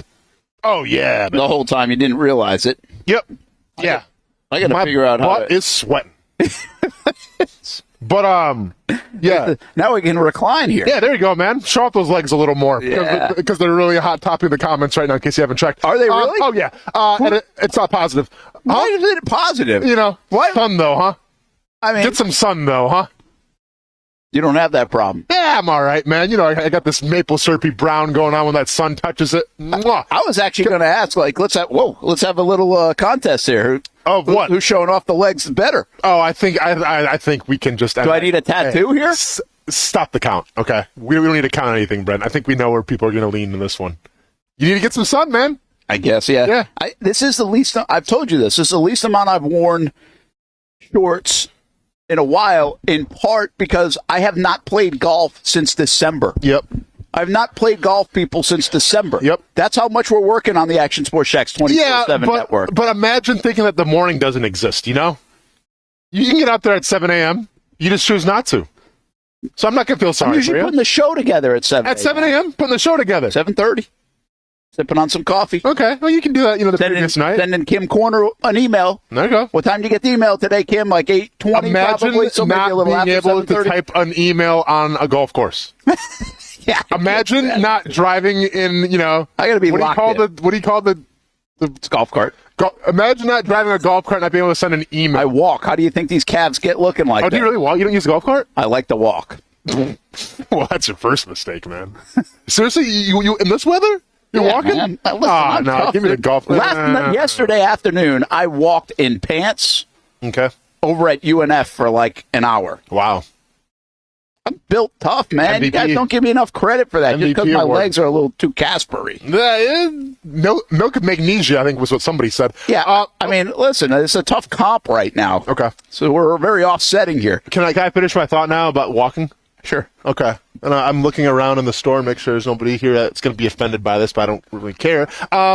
Hey, so when I got here like at 9:40, got here nice and early like a professional, parking lot was kind of full. I'm like, I thought the mall doesn't open till 10. There's a lot of walkers that just walk around. Oh, yeah. The mall. Why? Climate controlled. What? But go outside though, huh? Get some sun. People don't like the heat, man. You're in Florida. It's what you get. Yeah, they don't like it. So I bet there are a bunch of mall walkers. But I don't understand. I don't get it. Honestly, I don't get it. I think it's a pretty commonplace thing. But then, gyms exist. Walmarts exist. Like, go to Walmart and just walk down the aisles. I guess you could do that. Yeah. I wonder if Walmart does have that. But the mall is a good place to walk, man. You got multiple floors. The scenery changes. You can people watch. Scenery changes. Okay. Yeah. Yeah. How many times can I walk past a Spencer's Gifts and a Victoria's Secret before I'm like, okay, I'm good? No, you just got to stop by the furniture source. That's it. Yeah, there you go. That's true, too. But yeah, I don't understand the whole mall walking thing. But I have not seen the comments. Are they really bad about my legs? Now I'm a little self-conscious, Brent. Self-conscious. So speaking of self-conscious, I'll go a couple different ways here. Mm-hmm. So Will was kind enough to get me coffee. Yeah, he asked me for one too when I was in the bathroom. I'm like, I'm good, man. Appreciate you though. And so cool. He's like, "What do you want?" And then I'm like, don't make that mistake. Yeah, I don't want to text you this. Like, I feel a little off texting because I like hazelnut in my coffee. Yeah, it's a shopping list with your coffee. That's it. Just like vanilla syrup or hazelnut. Mm-hmm. But it doesn't feel like the most manly thing to text over my order. Say, hey, how about a little coffee with some hazelnut syrup in there? Can you make sure there's 4 pumps, please? Maybe put a little umbrella in there? I haven't had to do that very often. It's one thing if I text my wife. Yeah. or even Olivia, for that matter, if she's going to go get a coffee. Mm-hmm. It's a little different. There. Just get to know each other. Yeah, I got you. But so you're a big hazelnut guy, huh? Yeah, I like the hazelnut. Yep. I'll go with the French vanilla too. Okay. But I do like the hazelnut. Yep. Speaking of, you were talking about Furniture Source. I was. We got sleeping on the Tennessee Titans. We got a cool deal going on here at Furniture Source, too. How about this? Mother's Day weekend. You come in, Furniture Source, any location here, Town Center, Blanding, Boulevard. You can, if you buy anything, doesn't matter how much it is, you get put in, you get a ticket, raffle ticket, automatically into a $5,000 home makeover drawing. Yeah. And that will be picked next Sunday, but you have all weekend long. Again, whatever you purchase, your name goes in the bucket, hat, whatever we're doing, and $5,000 home makeover will be given away next week here at Furniture Source. I love it, man. So that's pretty good Mother's Day weekend. And listen, hey, maybe your mom had DeAndre Hopkins in fantasy football, right? And maybe he let him down like he let me down in fantasy football. Well, come on to Furniture Source, man. Sleep on the Tennessee Titans and DeAndre Hopkins. There you go. I got you, man. I'm covering all bases here, You Brent. really are. I'm selling the place. I'll give you one more. There's also a cruise on the line for anybody spending a minimum of $1,500. That will be a separate category. Do we know where the cruise is to? I didn't ask that. Okay, Like well, 4 nights, 5 days. I do know that. Oof. I mean, I had some. All right. I haven't been on a cruise, Brent. I might have to go purchase something in here. Have you been on a cruise? No. When I was a kid, I went to the Caribbean with my mom and her friends when I was like 5 or 6. I'm always surprised, like... I got my hair braided. It was cool. Oh, there you go. Yeah. Well, what's up, though? I'm always surprised, like, people... Like, I'm not a huge cruise guy. Mm-hmm. Like, I like them, but I'm not huge. Like, we already have this argument with Steph. Like, she could go on a cruise for a month. Mm-hmm. Like, I'm a big 3 to 5 day cruise guy. Mm-hmm. 3 to 4 day might be better. But, like, I can only sit in one place for so long, you know? Yeah. But people love cruises, and they're good vacations, and they're actually pretty reasonable vacations. So, especially in Florida, because you can just drive down or you go out of Jacksonville. Yeah. know? So the ex-in-laws for Christmas one time bought us a cruise. Like me and my wife and everything, and yeah, it was just like during COVID times too. Oh, remember wow. like when cruises were like, yeah, you got to stay on for a couple of years because of COVID. Like that, I'm like, yeah, I'm not going anytime soon on a cruise because I don't want to be locked with just a bunch of random strangers where I can't go anywhere. I'm stuck on this boat. So yeah, that never got utilized. All right, here's my comparison. Back to the Minnesota Timberwolves. Yeah, Minnesota Timberwolves high on our list too. By the way, see what people say about this one. What? So, do you know where I'm going with it? No, absolutely not. Because the Timberwolves right now, I mean, next to the Thunder, might be the favorite in the West to win an NBA championship. Okay, so the reason I link the Minnesota Timberwolves to the Jags in my mind, is because really for the last I don't know what it is. 15 years, 12, 15 years, the Timberwolves have been like, they've had all these top picks. They've had all these, like building. They've had building blocks, like the Karl Anthony Towns of the world, right? Not necessarily the Rudy Goberts of the world. Sure. But the Edwards of the world. And then go back. Give me the list of guys that didn't work out. Didn't they draft like Wiggins before he got moved around? Yes. All right. There are a bunch of guys like that.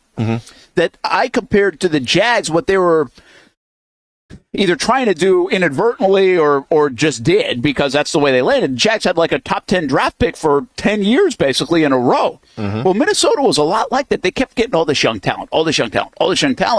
And I was like, sooner or later, and really I made this comparison more going back to like 2016. Okay. When the Jags had gotten like Ramsey and Ngakoue and Miles Jack, and that was on the heels of like the Telvin Smiths of the world and or Bortles even, right? You can throw those guys in.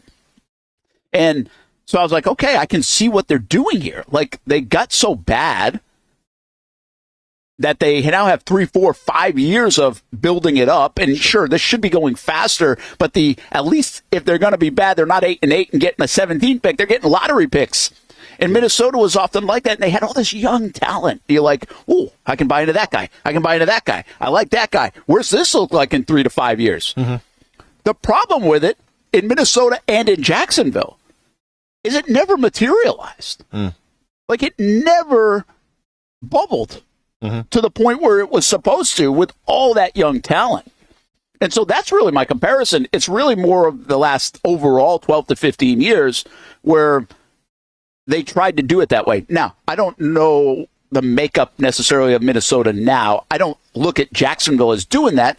You can say it, right? Start with the 21 class or the 19 with Josh Allen. The last 5 years, I think we might even have like a video of this. We've got the last 4 first-round picks. It's Travis and Trevor. It's Trayvon Walker. It's Anton Harrison. It's now Brian Thomas. Like, here they go again. Right? Sure, but they supplement that with now the Rudy Goberts and other people to say, okay, now we're going to use free agency and veteran players. So it's a little bit different. Like, I'm not really making the modern-day comparison to Minnesota. I just think if you look at them over the last 10, 12, 15 years, I think actually they're more like Minnesota than maybe any other NBA team with what they almost did or could have done if it had worked. Okay, so listen, I'm going to actually come with you here on the Minnesota comparison because I think there is a giant comparison here. Now, before I go to there, though, are we saying finally that Mike Tannenbaum was wrong and that the Jacksonville Jaguars are not the Golden State Warriors? Are we finally putting this to bed? Or are we still going to hang on to that? Brent can't go against his guy. Yeah. Brent can't go against his guy. He's wrong as of now. Okay. But he still has time to be right. Oh, sure, man. I mean, hey. He said this, by the way, when Trevor came out. Of course. Right? Yeah. So he still has time to be right. Cool. If Trevor, boom. Okay. Right? And now goes on a run. All right. So then we could look back at this in 5 years and be like, hey, Tenenbaum wasn't wrong. Look at this dynasty we've built in Jacksonville. Okay. I mean, how long do you get to make it take before it's like, hey, you know what? Let's take it off the shelf finally. Yeah. Okay? Yeah. I mean, I feel like it's going a little stale, Brent, all right? It was a farm fresh take, and guess what? It's spoiled. It's gone. As of now, it's spoiled. Past expiration date. Mike Tannenbaum, try again. How about it could make a comeback. No, it's done. It's in the garbage. It's in the recycling. It's expired. On to the next thing. Now, the Timberwolves, Jacksonville Jaguars. I think there is one giant comparison that I'll come with you on in terms of how these teams are similar. The Timberwolves, like you mentioned, had a lot of first-round picks, had a lot of first overall picks, and they've had some talent here. I think Karl Anthony Towns has been there for a while, and he's been a staple on that team. Jimmy Butler was disgruntled, a star, left. Very good. And did he? I can't remember if he won I don't think he won a title, but good. He had a lot of success. He went to the finals on different teams. Very good. There we go. But here's my biggest comparison to the Timberwolves and the Jacksonville Jaguars. The Timberwolves were always kind of the little brother until Anthony Edwards got there. Now, Anthony Edwards was the number 1 overall pick, a lot of hype coming out, and, it started out okay, but wasn't the difference maker until year 3, year 4. I think he's in his 4th year now, and now they've taken that next step, a la Trevor Lawrence, right? Like, the Timberwolves were always just kind of there. They're always kind of an afterthought until I feel like this year when Ant started playing out of his mind and became the leader of that team. And, I get you have Karl Anthony Towns too, but listen, this is Ant's team. All right, and yes, Rudy Gobert, Defensive Player of the Year, but it's Ant's team. Ant was a difference maker in terms of putting this team in a new echelon. Trevor Lawrence, one could say, that's going to be his job going forward. Has he done it yet? He showed some glimpses, right? Like he had that turnaround against the Chargers in a playoff game, but on a consistent basis, has he done it? I say no. So, can Trevor Lawrence make that next step, become the Anthony Edwards of the NFL, and will his team to a good showing? We'll see. We need a monster dunk. You need a monster dunk.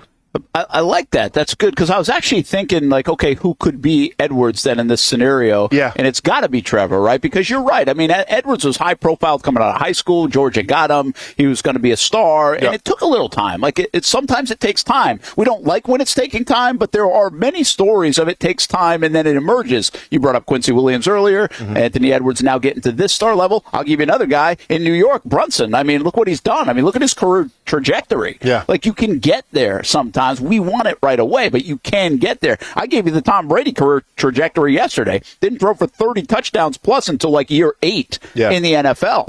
So I like that. And it's funny you bring up like a guy like Karl Anthony Towns because I do think he has a little bit more of a figurehead face of the Timberwolves because he's been there. Mm-hmm. At least from my perception. Again, it's a very casual perception of the Minnesota Timberwolves. Yeah. But that could be, in this respect, Josh Allen. Sure. Right? Yeah. So you have like your 1A, 1B kind of guy, right? But you needed the guy that will elevate more from the position of scoring or being a star, and Trevor's that guy in the offensive end. So, I like that. Kim, let's go ahead and I think we have Kim today. Kim, let's go ahead and cut that bit up, send that to ESPN, please, so they can see that. And I'm sure Mike Tannenbaum's going to be out of a job then when they see the Austen Lane comparison to the Jacksonville Jaguars and the Timberwolves. Oh, and by the way, make sure you highlight my legs as well, because then they can go, well, he's got better legs than Mike Tannenbaum. We can put Austen Lane on a couch right now, put him a little in a little cross-leg position, and get some views up. So, Kim, if you could do that for me, that'd be appreciated. Thank you very much. All right, Kim, sounds like you got some work to do. Yeah, good. Noted. We'll take a break. We'll be back from Furniture Source here in the Avenues Mall and just getting cooking. Halfway home on a Thursday. Take you until 1 o'clock, of course. And tomorrow the plan to be at String Sports Brewery, by the way. So we're always taking the show on the road, and hope you're having a fantastic start to your Thursday. We'll make it even better as we go. And don't forget, all the home games this year for the Jacksonville Armada this summer, there's 9 of them, women and men. They will be live streamed on the Action Sports Jacks 24/7 network. You can catch the first one this Saturday, 7 o'clock, and you can watch the Jacksonville Armada play. And if you are there in person or miss it Saturday night, we'll be replaying on the stream as well on Sunday a few times, actionnewsjacks.com or the Action News Jacks app. In Northeast Florida, we love hanging out on the back patio, maybe grilling out lunch or dinner with the family, enjoying the good weather, or maybe enjoying the big game on the TV. Or maybe your favorite team in town, the Action Sports Jacks team. This is great, except for when it's really hot or the bugs start coming out. But what if you didn't have to worry about that? Titan Outdoor Solutions will make your outdoor area a comfortable spot any time of the day, any time of the year. This makes too much sense. Titan Outdoor Solutions can give your home an upgrade. Customized pergolas, awnings, controlled shade, even retractable screens. The solution to beating the heat and the bugs and getting more use out of your home is Titan Outdoor Solutions. And this can even help prevent storm damage at your home. Living in Florida and living in your home is already good. Now make it great. Quality products, custom work, locally owned and operated. Visit TitanShuttersAndScreens.com or call 904-484-7580. The boys in blue are back as the Jacksonville Armada men's under-23 team kicked off the 2024 season this past weekend on the road at Naples United FC. In his debut appearance for the Fleet, Luke Granitor scored the game's lone goal just before halftime on a scramble in front of the net. The rising junior at UNF is happy to be back on the field after an injury sidelined him in the summer of 2023. Having the opportunity to play was just awesome. I had some nerves, obviously, because it's a year coming, but really thankful just to be out on the field for the Armada. Next up for the Armada is the home opener on Saturday, May 11th at Jacksonville University's Southern Oaks Stadium. That matchup with Global Soccer Pathways kicks off at 7 p.m. Tickets are available on the web at jacksonvillearmada.com, and those who put down a season ticket reservation for next year's MLS Next Pro season get free admission to all NPSL and WPSL home games this summer. We'll see you at Southern Oaks Stadium on Saturday. The UNF softball team clinched the 2 seed with a series win this weekend. That means they will get a double bye in the ASUN tournament. They will play later in the week with hopes of winning a championship and an NCAA berth. The beach volleyball team did that and won its first ever NCAA tournament match by sweeping Chattanooga. They would eventually lose to top seed USC, but an historic season for the Ospreys. The UNF golf team headed west for the NCAA tournament. Nick Gabrocek winning Player of the Year in the ASUN for a 4th time. And congrats to the spring sports graduates. Get everything UNF sports at UNFospreys.com. When you think sports, you think Action Sports Jacks, the official station of the Jaguars, on location for every game. But the most experienced team in town doesn't stop there. From high school football to the big events in the area, Action Sports Jacks is always on. Now, we take that to a new level. Action Sports Jacks 24/7 is around-the-clock coverage of the teams you love and the moments you can't miss. The best local sports in Jacksonville on Action Sports Jacks 24/7. Everyone loves a good game night. Here you don't have to be the host. You don't have to clean up. They bring the food and drinks to you, and you can watch whatever you want on the big screens. It's more than a card room. It's a night full of fun with friends. Best Bet Jacksonville, Orange Park, and now the newest location here in St. Augustine, right off 95 at exit 311. A brand new clean room, a full bar and menu, my favorite sushi in town. And I love the fries too. You don't have to just play poker at Best Bet. That's why I come over here to the table games and play one-card poker. That's a pretty good card and a win. One-card poker is like war as a kid, you against the dealer. And this isn't the only fun table game to play. A friendly staff, a lot of fun. It's a good night out at Best Bet Jacksonville, Orange Park, and the newest location in St. Augustine. You can be a serious player or a novice. It doesn't matter. If winning equals fun, you're a winner every time at Best Bet. I'll save you a seat, and I'll see you down here at Best Bet St. Augustine. Do you have ugly concrete around your home or business? Are you tired of concrete that is cracked, stained, or just plain ugly? Spartan Coatings' range of products provides a surface that is non-porous, easy to clean, antibacterial, and slip-resistant, all with superior durability. Living in Florida nearly my whole life, I know the toll our weather can take on a garage floor. That's why I had Matt and the crew from Spartan Coatings transform this space. And the best part, they did it in one day. It was a professional process from step one. The polyurea and polyaspartic system provides superior flexibility, is 4 times stronger than epoxy coatings, and will withstand temperatures high and low. Plus, it comes with a 20-year warranty. Whether it's a garage floor, patio, pool deck, driveway, or your interior flooring, Spartan Coatings has you covered. To get started transforming your ugly concrete surfaces, call 904-671-3930 or visit SpartanCoatings.com today for your free quote. Welcome back to the Brent and Austen Show, streaming on the Action Sports Jax 24/7 network. Okay, there's a look at what we were just talking about, the last 4 drafts for the Jacksonville Jaguars. Are those going to be home runs, right? I mean, we kind of think there's a chance it trends that way. I mean, looking at 50-year options for the first 2 guys on the upper left, Trayvon Walker tracking in a good way. Be a big year for him to deliver again, and Devin Lloyd, we'll see. We think it's a massive year for Devin. Yeah. And also, then you got obviously Anton Harrison, who I'm really high on. Really like that young man and what he could be for a decade here in Jacksonville. And then Brian Thomas Jr., we like to pick. Now we see if it delivers. So a lot to like in that. But here we go again. And it's almost like a reset of the conversation we just had. Like, it was like Minnesota and the Jags, the point of that conversation was over the last 12 or 15 years, they've had times where it's like, okay, we got this accumulation of young players. Looks like young stars, people that have high expectations. If we put all that together, put other people around them, put them in a good spot for success, then we elevate into a sustained success, maybe even dynastic kind of run if things really work out. Like, it's a good idea. It's a good vision. It's actually advantageous to do it if you make all the right decisions, if everything comes together. For Minnesota, never really materialized like that. For the Jags, materialized for a blip, but not long enough, not sustained. This is the next reincarnation of that for the Jags over the last 4 drafts. Will this be the catalyst, right? Will this be the one that takes the Jags into a run of 5 years, 10 years, whatever that is? Like, I don't even know what sustained success is now. Like, everybody's got the Patriots 2 decades. Don't look at that. That's ridiculous. Yeah. I think right now what the Chiefs are on is some kind of heater here, 3 Super Bowls in 5 years. I mean, that's nuts. Even that is not along the expectation list. I think you can make the case it's more like maybe like a San Francisco, even just going to that game a couple of times in like a 5-year span, being a contender every year. I mean, right now where we're at, I'm taking the Steelers of just having nonstop winning seasons. Yeah. Yeah. You're going to win, right? Yeah, you're going to win. Like, regardless of who your quarterback seems to be, the injuries that you go through, the division that you play in, like, you're going to have a winning record. That's a good call.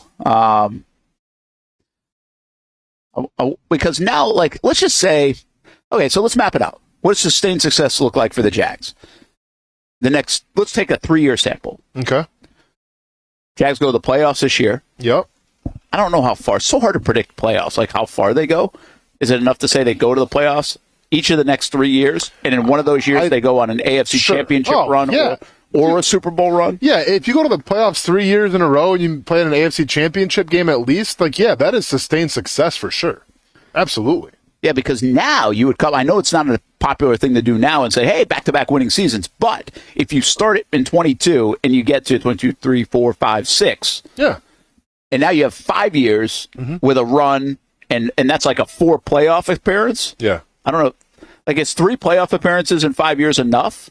Is that considered hey, now this is we expect to win every year now, right? It erases that other stuff. Yeah, it's just like, listen, like in Pittsburgh, and it's crazy. Like, I get it. You got Russell Wilson and Justin Fields. It's going to be different. But like, even when you had Kenny Pickett, you kind of felt like, okay, maybe he's not the guy.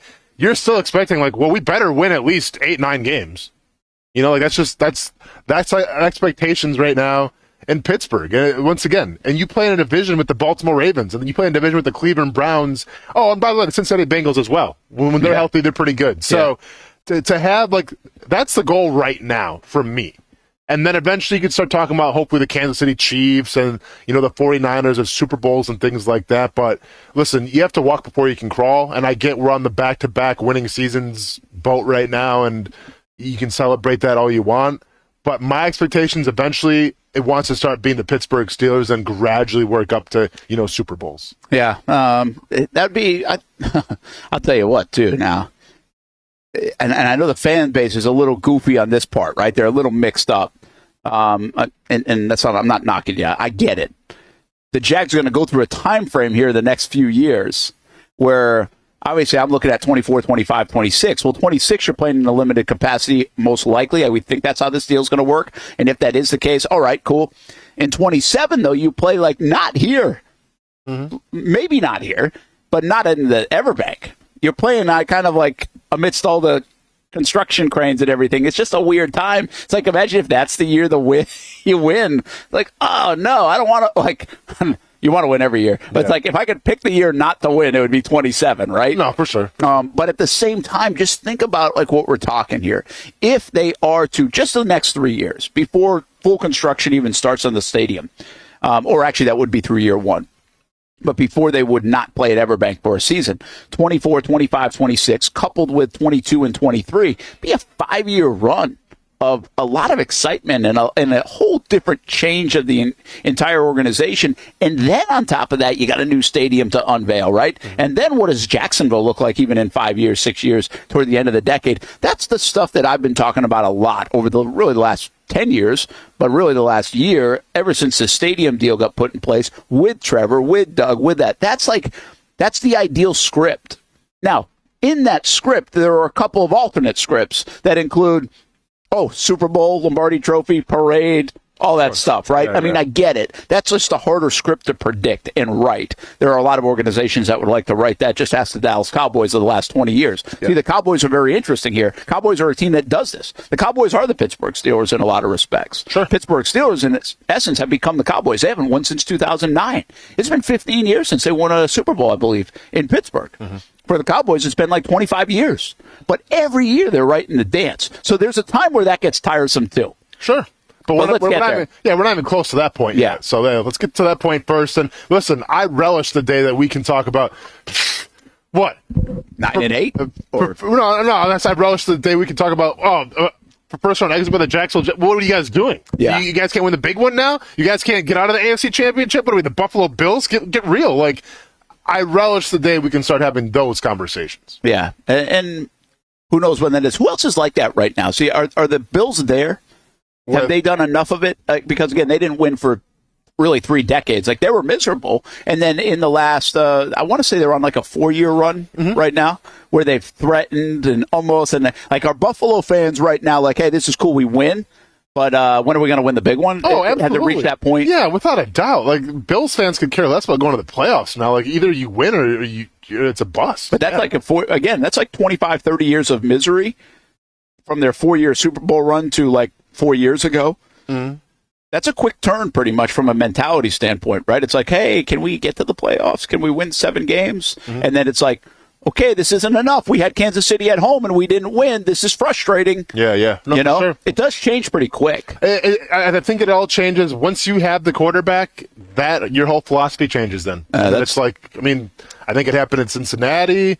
Once again, the whole Justin Herbert thing, we could talk on nauseam about him, but like I think it changed a little bit in Los Angeles. Well, that's probably why they fired the coach. Yeah, obviously now in New York, it's changed expectations with Aaron Rodgers. Houston, that's a good call. Once you get your quarterback, it's like, okay, well, now Super Bowl or bust. I have 2 major questions about quarterbacks in the situations and everything else, because this will just show you, in my opinion, the Baltimore Ravens are the epitome of how hard it is to win.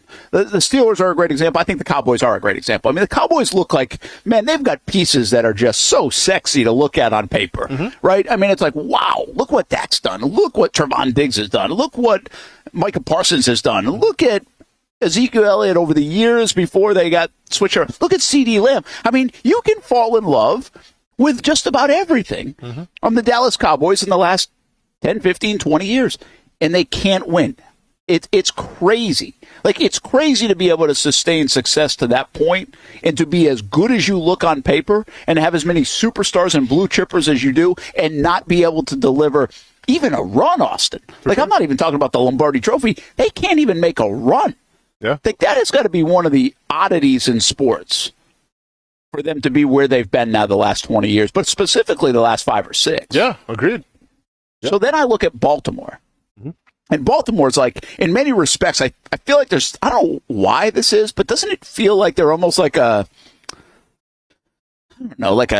sister franchise to us in Jacksonville in many ways. I feel like they do a lot of deals together. I feel like we've had a lot of Baltimore players over the years. I feel like they play a bunch, whether it's in the preseason or they seem to play almost every year. I don't know why that feels that way to me, but it feels like that's a good comp to make. I don't know if it's just because I feel like there's a bunch of Ravens fans in town, too. There are a lot of people down from Baltimore that live in our area. So whatever it is, but it feels that way to me.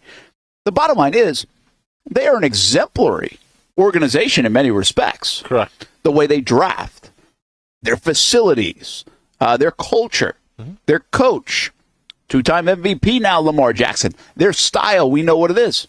Their history. Guys, they've won one time in the last 20 years. Been to a couple Super Bowls, though.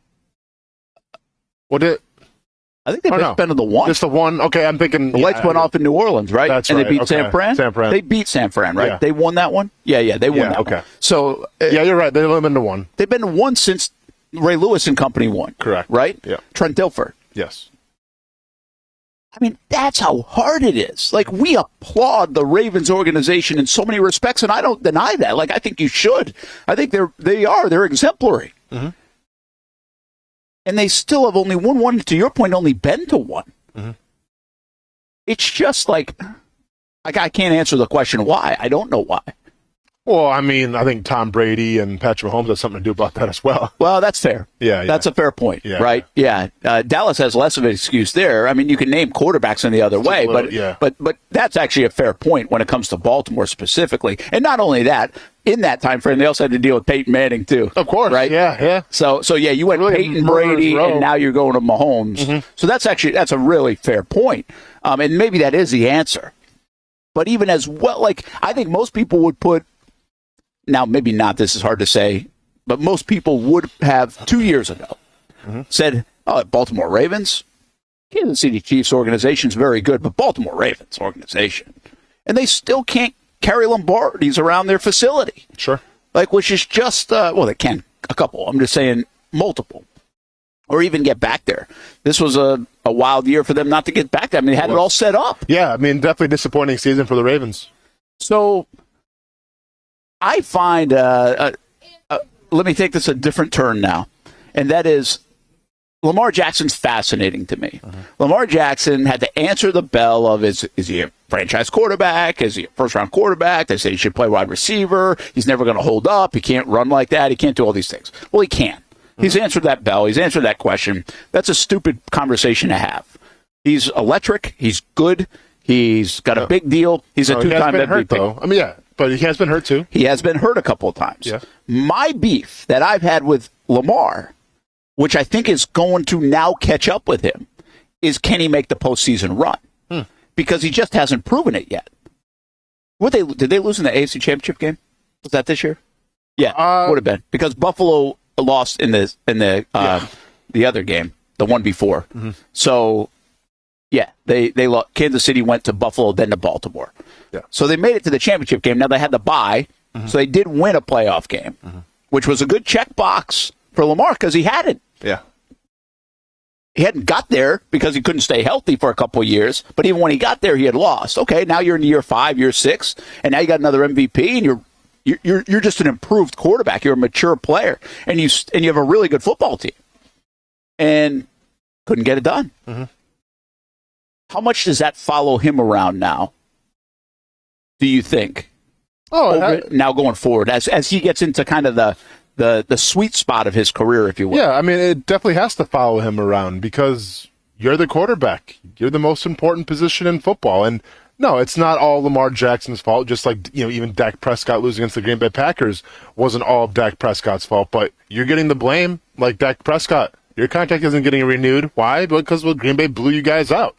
Lamar Jackson got his contract now, so he's all set there. But yeah, I think it does follow you around. You have to win the big ones. This is why we celebrate guys like Tom Brady and why we think Patrick Mahomes is the next GOAT, because regardless of the circumstances, regardless of where you play, regardless of the injuries, of who you have at the wide receiver position, you find a way to get it done. And yeah, sometimes it's on the shoulders of your defense, sometimes it's on the shoulders of your run game, but you're still tied to it. And yeah, we talk about Patrick Mahomes' numbers all the time last year. They weren't all pro. They weren't ungodly, but we still give Patrick Mahomes his flowers for winning another Super Bowl. So, yeah, I think Lamar Jackson does get a lot of blame because that's what you sign up for, playing the quarterback position. Yeah, so I'll ask you this question a different way. Who needs to make a Super Bowl the most in the near future? Okay. Lamar, Dak, Josh Allen. I mean, who needs to make a Super Bowl? Well, Lamar's been in one already, right? No. Oh, no, he hasn't because that was Flacco. Hello. I mean, it's a good question. I mean, it's so hard to say because it's different circumstances. Like, if you're asking me, I think Jackson. I think Lamar, just because I think you have the best tools to be successful. Look, what's interesting here, most recently, I feel like we asked this question, didn't we, maybe about a Stafford? Like Stafford, hey, if you want to be elite, which is pretty ironic that they've gotten good even when he left, because now he would have enjoyed that run potentially too. But he did go win one, and I think it put him in a different stratosphere. It like made you appreciate the 75 million yards and the rifle arm, and holy cow, he's made a ton of money, and he's lived up to the hype, and he's been very good. He's tougher than people think. He's a really good quarterback in the National Football League that nobody would put in the upper echelon conversations because, he played in Detroit and they never won. And then he won. And the way they did it and what he did in L.A., it was like, boom. Now he's here. Now we don't ask those questions. Like, very much I'll equate it to Phil Mickelson winning the Masters. Like, he finally won a major tournament, right? He's a great player. He's made $1 gazillion, but he's got to win. Finally won. We get to that point in sports, with some athletes. I feel like, I don't know if Dak, Lamar, and Josh are there yet. I mean, it's not like they're 15 years into their career. Stafford was way deeper into his career. No, for sure. I feel like, though, this falls on Lamar more than Dak Prescott and Josh Allen, because I feel like Lamar has the most pieces, the culture, the belief, the coaching to be successful. Dak obviously doesn't have that. They're not paying Dak a new contract yet because, do they trust him or not? So, when you don't have the support of the organization and Jerry Jones, I feel like you don't have the support to succeed. With Josh Allen, you had the window, you lost some key components, salary cap issues, got rid of a lot of guys on offense and defense. I think it's going to be maybe more of a tough hill to climb now to try to get back to where you were a couple years ago. Now, maybe Josh Allen can show he really is the best quarterback in the NFL and will his team, to an AFC championship without necessarily some of the pieces that you would expect to play in a Super Bowl, a la Patrick Mahomes a little bit. But I just think of where it sits right now in terms of what resources you have, the belief, the culture. It's Lamar Jackson. So if you have all those things more than anybody else, then there's pressure on you to deliver and get a Super Bowl. Yeah, interesting. I will say I like this kind of topic here, and we brought up Stafford. So now, who is the next Stafford? Who's the guy that's deeper into his career that could really use one? Is it Kirk Cousins? Is it Aaron Rodgers again to cement like a legacy? Right, he's got one. But it's been a dang long time, and it's been a lot of stuff in between it, right?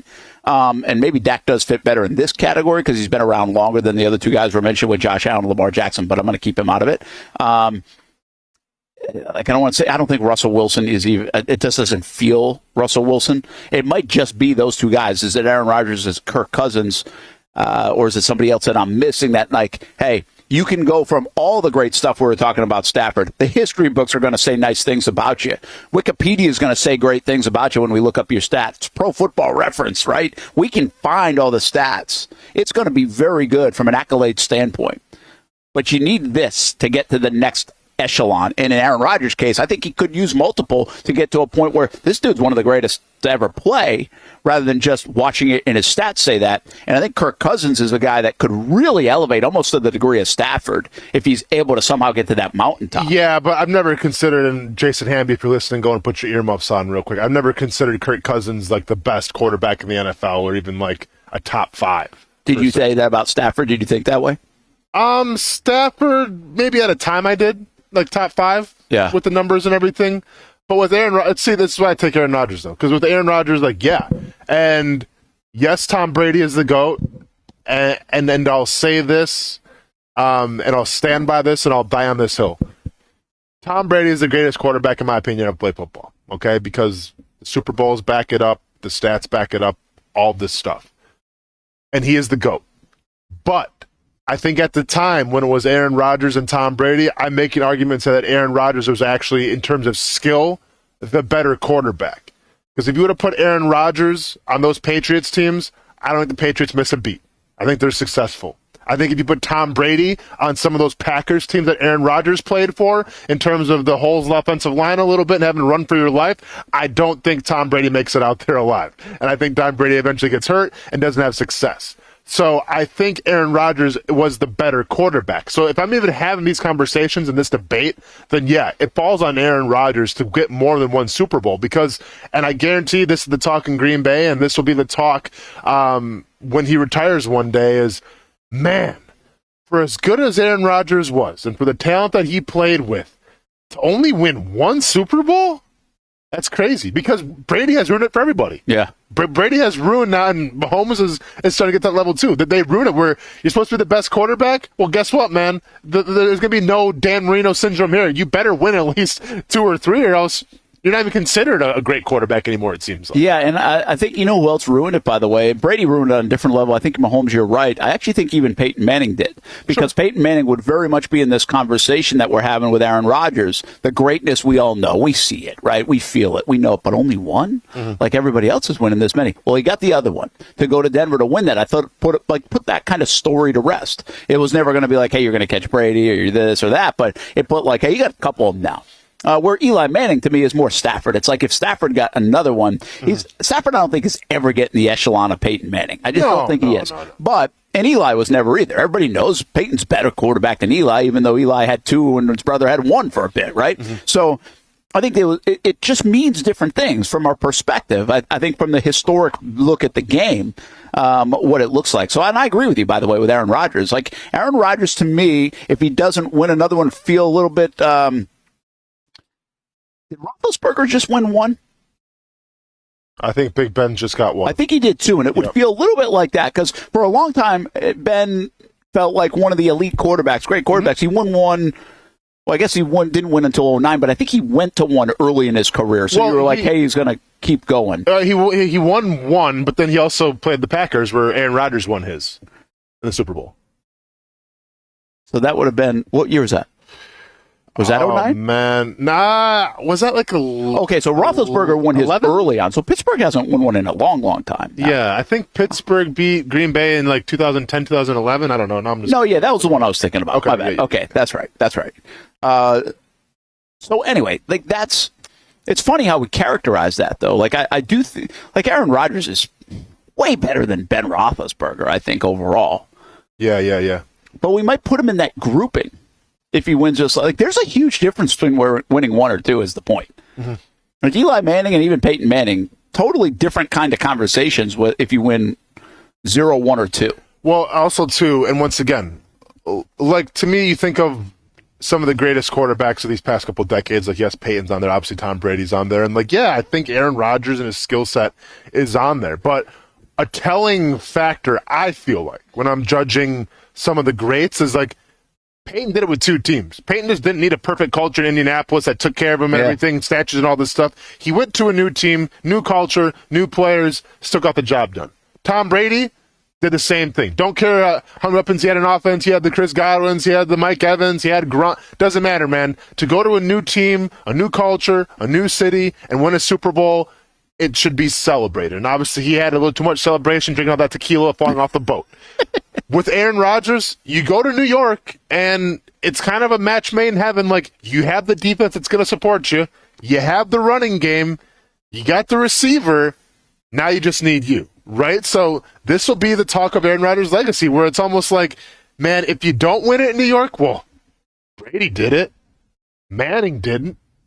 Why can't you do it? Yeah. So I think it's another talking point that's going to be on the Aaron Rodgers list, where if you can't get it done, we're going to point to Tom Brady and Peyton Manning and say, well, they did it. Why couldn't you? Yeah, it's a fascinating discussion at how we look at it, the perception of it. And there are a lot of guys out there with a lot to prove. I also think I'll just throw one more in here. I think there's a surprise guy that you talk about elevating what you are, who you've been. And I don't think this is on the horizon. I don't think they're ready, but maybe it does happen in the next few years. Maybe they can build it back quick enough. Take a guy like Baker Mayfield or a guy like Deshaun Watson, for that matter. Like their like journey, their character development. If this were a show, right, to end up there at some point. Would change a lot for each one of those guys, like in different ways.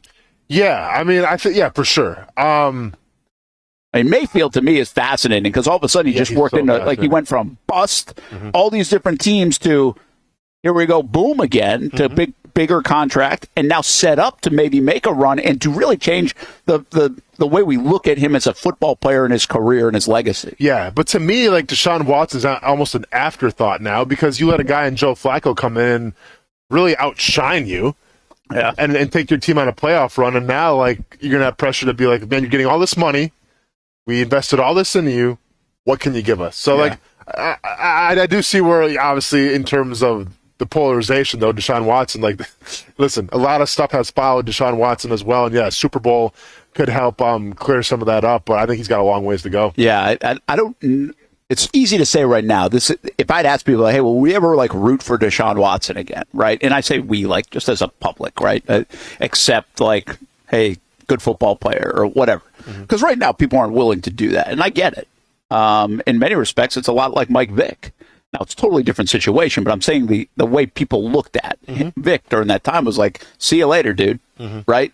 And the same has been for, like, nobody's rooting for Deshaun Watson. Heck, I think half of Cleveland's not rooting for Deshaun Watson. Yeah, so, I want Joe Flacco back. But will we ever root for him again? Like, I don't know. Like, it's easy to say right now if I ask that question, no.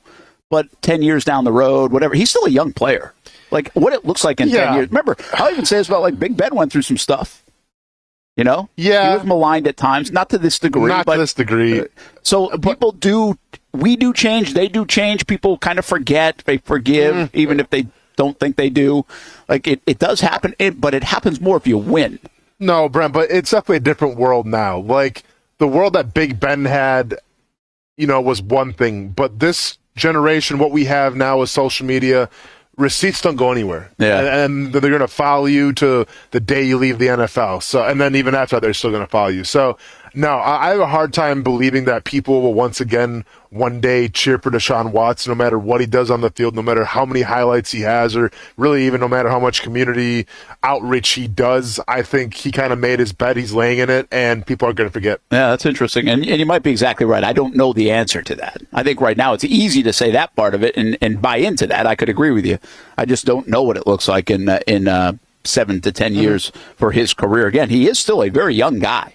Like, this is not a guy that's 35 years old playing the National Football League. He's got a lot of time left to play. Or are we going to look at him as really one of the great wastes of talent? A guy's career trajectory went boom to boom in a hurry with a big-time mistake for the Cleveland Browns, too. Let's take a break. We're at Furniture Source in the Avenues Mall, hanging out. The lunch hour on the horizon. Don't forget, you got a good deal with Donato's Pizza in Jax Beach and Mandarin. Brent20 is the code, 20% off your order. All you got to do is say Brent20 any time of the day, either location, Jax Beach or Mandarin. Donato's Pizza, where every piece is important. I like to say everybody has a story, and sometimes we're a part of other people's stories. That's the case here at Nimnicht Buick GMC. My family and the Nimnicht family. We've purchased 6 different vehicles from Nimnicht Buick GMC. Maybe you're in the market for a truck. Well, let me tell you about the GMC Sierra. I absolutely love mine. I've had a couple of these. This one's a 2020, but right now on 2024 GMC Sierras here at Nimnicht Buick GMC, there's special financing. A year ago, we purchased a GMC Terrain for the kids. Financing rates as low as 0.9% for eligible buyers on Terrains and no payments for 90 days. Looking for used instead of new? Buy a used car with the Car Bravo program. Nimnicht Buick GMC certifies all makes and models. Let the #1 Buick GMC dealer in Jacksonville take care of you and your family. Come on out and see the showroom, meet the fantastic people, or shop online at nimnichtbuickgmc.com. Nimnicht, your friends in the car business since 1941. GMC, we are professional grade. What started out as better people, better projects just keeps getting, well, better. That's Better Exterior Solutions, ready to help you create a better outdoor experience. Check this out. Motorized pergolas are the latest in technology to transform your outdoor space. Beautiful day? Let the sun shine through. Summer rainstorm? These pergola systems close automatically to keep the weather out. From residential to commercial uses, Better Exterior Solutions has products customized to meet virtually any existing architectural structure. With retractable awnings, screens, and hurricane shutters too, if you want unparalleled quality and expertise, you need Better Exterior Solutions. Get a free estimate by visiting betterexteriors.com or calling 904-902-4999. Better Exterior Solutions. Experience better.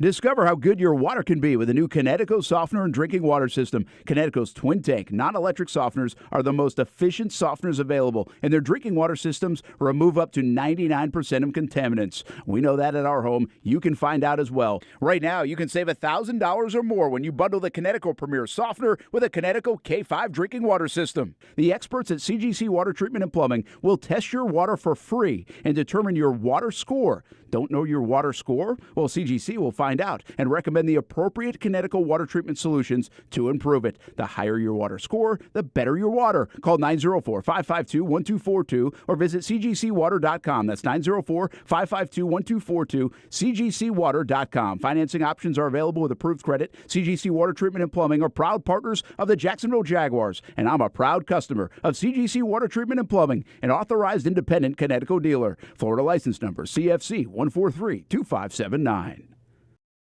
It's the fishing tournament everyone wants to get in, and it's time for you to register. More than 650 boats entered last summer in the Daly's Old School Kingfish Shootout presented by Yellowfin.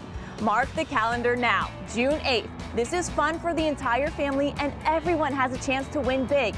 Limited boundaries, no bait buying, no checkout. Cash prizes for the top 25 places, cash prizes for the top 10 lady anglers, and prizes for the top 15 junior anglers. The grand prize, this Yellowfin Bay boat with a 200 horsepower Yamaha and Ameritrail trailer. The value, over $100,000. It's the Daly's Old School Kingfish Shootout. Early entry until the end of May is open and $250. If you don't catch the big one, don't worry. Just catch any size kingfish and have a chance to win $10,000 with the Nimnik Lucky Ticket. OldSchoolKingfish.com. Register early until May 31st at OldSchoolKingfish.com. New to town or always been in town? Everyone is always looking for a good pizza place. Our place is Donato's Pizza. We love it and still do love it. When I tell my family I'm coming to Donato's, they say, wait a minute, you got to order some for us. So this is not all for me. Let me tell you what the Martineaus get when we put an order in. Well, pepperoni pizza, we usually get more than one of these. And then there's the works, a little bit of everything. And then this is the pizza that can be polarizing for some out there. I don't know why. Hawaiian pizza, some love it, some don't. At Donato's, you're going to love it, especially with that cinnamon sprinkled on top. Try the pizza my family likes or try your favorite. Right now, you can use the code BRENT20 and get 20% off your order. Every viewer and listener is important to us, and at Donato's Pizza, every piece is important. From fresh ingredients to the dedicated team members and you, the valued customer. Donato's Pizza, where every piece comes together for a winning combination. Jack's Beach and Mandarin locations, Donato's Pizza. Every piece is important. Welcome back to the Brent and Austen Show, streaming on the Action Sports Jax 24/7 network.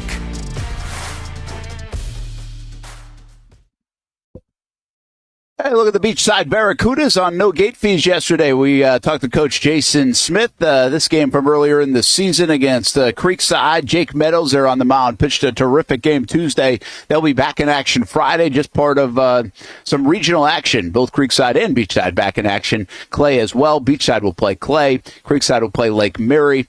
And the beat goes on in the high school playoffs. They go quickly, though, so over the next couple of weeks will be pretty significant. We'll be crowning state champs by next weekend in the state of high school baseball. Brent Martineau along with Austen Lane, and Jake Meadows pitched a heck of a game. We saw Altman from Baker County pitch a heck of a game yesterday, and obviously Aiden King. We were talking about 20 strikeouts in that game, so we've seen some significant performances so far. Man, I do no gate fees on Wednesdays at 2:00. We talked baseball and softball. We talked a lot about the FHSAA rankings. We were kind of a lot of complaints about that. We're trying to find solutions. And by the way, like I echoed my sentiments and said, hey, I'm here for solutions. Okay. And basically, the initial response from the FHSAA was, yeah, we don't know how the rankings work either, so we're not going to talk about them. Like, it's not a big deal. Or they didn't really say it like that. I kind of just said it like that. But like, yeah, we don't need to listen to you, basically. And it's like, well, we're trying to be part of the solution here. And it's not about the rankings as much as about transparency and education and talking about it and making it better for you as an organization. So we'll keep going down that hole with them. The other thing is, last night I saw softball is doing Texas tiebreakers in the postseason. Do you know what Texas tiebreaker is? Nope. I know what a Texas tornado match is, but I don't know what Texas tiebreaker is. So what happens, that's like a lot in like the travel ball world you get, where you put and actually what Major League Baseball does. You put a runner on second now in the extra innings. Okay.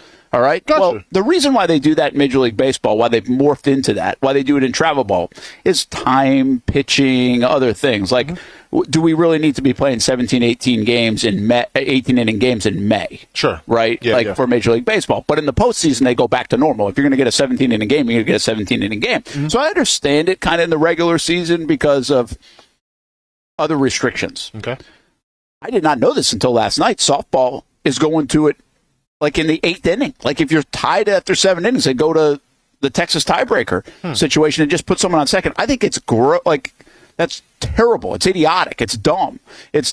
Because it gets goofy how you end up winning. Like it's not. Yeah. It can get goofy. It doesn't always get goofy. Each team gets the same thing, but there's a reason why Major League Baseball doesn't do it in the postseason.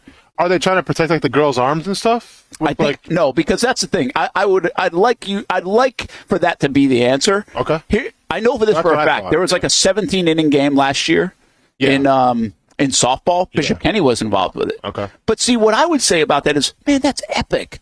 Like, you talk about that for the rest of your life. Like, that's what's fun about sports, to talk about those kind of moments. What they were concerned with is probably umpires having to stay there for 5 hours. See, that's their motivation. It's like, okay, we got to move on. We got teams on the road. They got to get back to school. They got to do this or that. Well, then why did FHSAA start like a Tampa Plant game in the state semifinals at midnight a couple years ago? Why? Get him, Brent. Well, you did that because you had to stay on schedule so you could get the next thing's done. You care more about the schedule and the logistics than you do about like the teams that invested so much into playing in this game, and that that it's worth being a gimmick now to decide a winner. And it did happen, not here locally, but happened around the state last night. And I'm like, listen, both teams get the same opportunity. I get that, but it's not real. Like, you can't just stick somebody on second base and say that's the same as the previous 7 innings. It's a totally different animal. Here was what I'll be in the middle on it. Okay. If they want to go play for 3 innings or 2 more innings, and then when you get to the 10th, if it's starting to go that long, then I could maybe see it. Okay. But give people a chance to win it in like an extra inning before you go right to that, just because you got to be home by 9:30. Like, seriously, like, I don't know them. And by the way, and this is a great beef for the softballers, and I'm not like, hey, if you're doing it here, you got to do it there. But it's a fair question. I was at a baseball game last night for 11 innings. I didn't get the highlights on TV because it ended around 11 o'clock. Put it on social media today instead. But it went 11 innings, and they never put a runner on second base. So why are they doing it in softball, but not in baseball? I don't know, man. What are you doing, FHSAA? Did you have them on? No, like, they're not coming on. Oh, I thought. Well, you said like I asked. Okay, yeah. I mean, I asked to get in touch with them so I could share my thoughts that would hopefully find solutions. Not about this topic. Oh, I'll bring this one up later. Okay, gotcha. But here's the problem. Like, here's what I get about the we've seen. You're going to get a cease and desist pretty soon. Well, we've seen this before. Now, listen, I'm trying to help. No, I know, but but now they force me into a little criticism because this thing's idiotic. Okay, well, when people are in power, they don't want to be told what to do. I know. Well, that's a little bit of a part. They're like, hey, don't tell us. We're fine. It's like, okay, well, then you keep getting criticized. How about or you can ask for help, and we're going to try to help and make it good for everybody. But the way I look at this is what I've been told. I don't know this for a fact, but I've been told there are so many people involved at that level of ball or making the rules and how this thing's set that really aren't involved in like the coaching aspect or playing the game or other things. Like, we have a problem with that sometimes in our sports world, right? In the college football playoff, you're talking about a bunch of guys in suits that are in an office that haven't invested in, and maybe they are former ADs, some of them, but not everybody is. And so, like, you have this perception of people making choices that aren't in the trenches, that don't understand it from this angle. And sometimes that has advantages, but also has disadvantages, especially if you're going to not listen to some of the information coming in from people in trenches.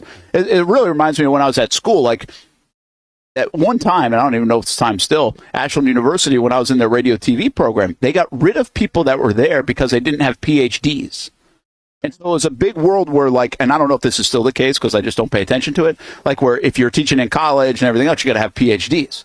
Well, in radio and television, who the hell needs a PhD? Yeah. Like, I need somebody that's done it for 25 years. So the guy that had been there for 25 years, the guy that had been in the industry, the guy that had done radio and done TV, experience, man. Boom, you're out because you don't have a PhD. But the guy coming in because he's got some degree and a piece of paper and is smart, supposedly, he's the new guy in. Yep. How the hell does that help me? Doesn't help you at all. So, like, that's my point in those things. Like, we get so... You do need a balance here of both sides when you're making these kind of rules and impacting things. And that's what I compare it to. No PhDs to do a radio TV thing in college. Yep. And I don't need the suits to tell us how to go to a Texas tiebreaker just because you want umpires probably out of there in 4 hours instead of 6. Cease and desist coming its Pay them more. Next couple of days. Going to be an edible arrangement saying, please be quiet, Brent, and with a cease and desist. Can't wait to see it. And meanwhile, I'm here to help in the regional rankings. If you want to listen to the show, No Gate Fees yesterday, I came up with a bunch of solutions, so you should probably listen to. No Gate Fees getting a cease and desist in the next couple of days or so. All right. Here's a story that I wanted to share with you. I saw this headline. Man. Okay. Hang on, let me put this in recline position quick. Wait, so this is your thought? So you have these thoughts from a story? Yeah. I should have checked the email this morning. I did not check the emails. Dang it. What else is new? Yeah, what are you going to do, man? I have 100,000 of them, so. That's my own little problem that I have with you. Well, I don't check my emails? No, just that you have 100,000 of them. Oh, I wish you'd at least delete them. No, that's too much time, man. They're just marinating there for a rainy day. Okay, so here's the deal. I see this story from actionnewsjacks.com. You can read it. Okay. And here's the title. I'm already laughing. Okay. No, this is actually the opening line, not a headline. Okay. A beachgoer strolling along the sands of the Florida Keys on Tuesday found an unusual item. Okay. A 65-pound package of cocaine. Yep. So, random thought, Brent. My mind just starts like wandering on this, and it's apparently that's like $1 million worth of cocaine or something. Sure. Like I don't know how that. Yeah. Is that inflation related and stuff? I have no idea. I mean, I've seen my fair share of Narcos, and yeah, that sounds about right. Does that sound about right? Yeah. I'd say so. So here's the two thoughts that run through my mind the most. So when you find that as a beachgoer, right? Yeah. And it's in a package that I'm assuming has to be like open before you realize it's cocaine. Yeah, or else like you kind of invested, you kind of poked and prodded, and you realize what it was. Okay, so if that is the case, and you go then tell authorities, how do you have that conversation with authorities to make sure they know it's not yours? Well, why'd you snitch on yourself? I'm just saying. Okay. I don't know, like. Maybe you feel like somebody's after you or whatever else. Like, okay. Yeah. I mean, if you're an authority, though, I get what you're saying. Like, why would you snitch on yourself? Yeah. But don't you have to first investigate the person that brought it in? Yeah, but like, okay, do you know how old this person was? Did they say? I don't know. Okay. I mean, okay. Honestly, if it was me, I'm not doing anything. I'm not. Like, if I see that, just leaving it. I'm walking away. Yeah, because I'm not trying to. I'm not getting wrapped up with that, whether I'm like trying to help out and like call the cop. I'm not. If I see that on the beach, I didn't see it and I'm walking away. Because once again, I've seen Narcos. I know how it works. If you haven't seen Narcos and you're not afraid of Pablo Escobar and everything, and you call the cops, I mean, you gotta think like that. They're gonna question you and everything, but probably check your background a little bit. And if it checks out, you should be good to go. Yeah, I think it's a pretty easily check. But I would at least be. That's the first thing that I thought of. I'm like, okay. I just found all this. Like, that's great. Bring it in, turn it in, let them do their thing. But I hope they don't think it's mine.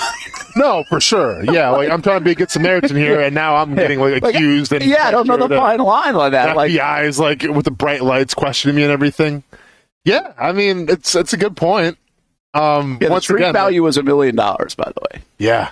So, obviously, I wouldn't. My other part of this, if you just found something that's $1 million, do you get a reward? Maybe depending what it was. Like, listen, they're not going to give you a little off the top of the coast. I don't know what kind of reward you want. Like, what? You turned in some illegal drugs. Like, I don't know. I don't know. Like, I'm just curious. Yeah, like, I don't know. Man. I mean, like, if I find some guy's wallet here and it's got like $10,000 in it, I guarantee he's giving me like $500. You better, yeah, right? you better. Like, yeah, I get the idea here. Like, the street value of that was $1 million. Didn't mean they sold it for $1 million. Yeah, like, the police aren't sitting there selling it. So yeah, and you're not getting like a street value for anything. I feel like I don't know. I don't know, man. Like, listen, I'm not hey, I deserve this or whatever. But if I just turned in like something, anything, whether cocaine or something else that's worth $1 million, I feel like I should get something in return. Sure. Like, give me something. Yeah, go and get a T-shirt. I turned in some drugs and all I got was this T-shirt, a sad face. Like, what do you... Like, I don't know, like, man. I got to ask somebody that knows. Go and ask somebody. For it. I don't want anything. Like a parking ticket fixed? Okay, now we're talking. But, like, I don't want my name out there. Like, if I'm that person that found it, that's fine. They're not going to put it out there. But I'm saying, man, like, once again, I wouldn't even have called the cops. I would just been like, it's... I kind of been with you, but because of the first thing I said. Like, yeah. I don't even want to be accidentally lumped into this. It feels like a bad episode of some movie. Even if it's like my son found it on the beach or something. He's like, Dad, come here. I'm like, it's somebody was making cookies. It's flour. Get away from it. Don't touch it and let's go. We're going to a different beach. We're not staying here. Yeah, I don't know, man. How does that happen? What do you mean? Just get washed up? Oh, so like, sometimes like when they're moving product, it can fall off the boat or something. Just, washes it up. Big wave. Yeah. I got making sure there ain't cops in here.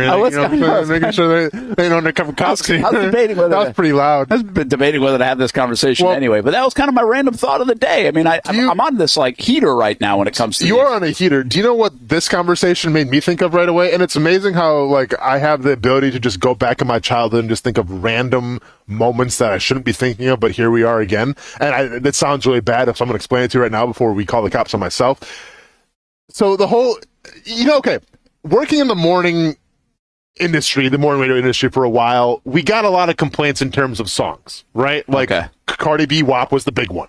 Well, I can't have my daughters listening to this and all this stuff. And granted, like it was edited and censored, but like people would always feel a certain type of way to call our show and say, you can't be playing this because of the youth, right? And I feel like it's definitely a thing now with like, there's hip hop music and everything. Well, I remember being like 5 or 6 years old, riding in my grandma's car on the way to school, and Eric Clapton's song Cocaine came on. And, she don't lie, cocaine. And, like, nobody had an issue with that. Eric Clapton, one of the best guitarists of all time. She don't lie, And I remember thinking to myself as a 5 or 6 year old, not knowing what that was, but thinking, well, if they don't lie, it must be a decent thing because, like, they're honest. And, like, as a kid who's 5 or 6 years old, I'm taught, like, if somebody's honest and truthful, that's good characteristic. So Eric Clapton, whatever this cocaine thing is, must be pretty legit because Eric Clapton's singing about it. It's on the radio. So, yeah, I'd go to school. She don't lie. Cocaine. Having no idea what it was. Okay? And did my mom ever call the school and say, you can't? No, nobody ever had a big deal about it. So, like, to the parents out there, to the social warriors out there that want to say this hip hop music, this rap music, teaching these kids this certain thing. We had Eric Clapton talking about illegal drugs and saying they don't lie, and if you want to get down and get up, get some, what it is, and nobody batted an eye. So, like, let's keep things in perspective, and that was my thought of the day, Brent, and that was my daily rant. And that's like 30 years ago. Oh, yeah, I'll never forget. It's crazy what you think about sometimes. That is crazy what you think about. Yeah. I do remember that a little bit. Like, I was on the other side of that. Like, what song was it? Listen to the country stuff, so it's Kenny Chesney. Yeah. And, what the heck is the song? I can't think of the song, but there's some lines in the song about making out on couches and Sweet Stinky and all that stuff, right? Sure. Yeah. The kids are singing it at the top of their lungs at like 5 or 6 years old because they've heard it so many times, right? Yep. And it's just like, I don't think my kid should be saying this. Like, there's that moment where we went from the B movie to that Kenny Chesney song.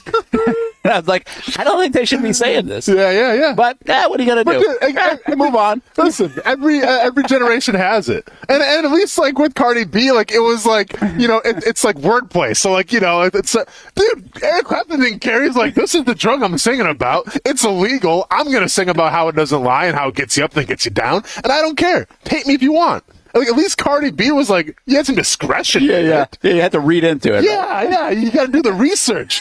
Ain't no research in an Eric Clapton song. That's good. Okay, I got one more action news one for you. Okay. Where did this go? Did you see? I shared this with you yesterday. This one, what I don't understand, people do like some goofy things, and I wonder what the motivation is for it. So there are a couple of Florida women. I wish we had this picture up. Maybe Kim can get it off our website. But they complete a record-breaking journey from the city of Jacksonville to the city of Key West in motorized toy cars. Yeah. Look at the cars. Oh, yeah, man. Yeah, those have been around for a while. Did they drive down the road where were they riding? So, truth be told, those things are actually pretty fast. I don't know if they're like street legal per se, but these things have been around for like probably 5 or 6 years now. 500 miles. Yeah. Like, I've seen people drive, like, you know how they make these, like, long bike rides or long runs? Yeah, and they have, like, almost like a path cut out for themselves, right? Like, I'm assuming this had to be, I know when you get down to Key West, there's only one road in, one road out, so you got to be on the main road. So, when you sent me this, I chuckled because, there's a viral video that's, like, 5 or 6 years old, and it's called The Crazy Stuff That You See in Cleveland. And a lot of stuff happens in this video, but one of the things that happens is this guy has one of these vehicles, but it's like a real vehicle. Like he's driving it like on the street, like it's like a real vehicle. So I'm not sure. Once again, I'm not sure if the street legal or not, but I know people do drive these things around the street.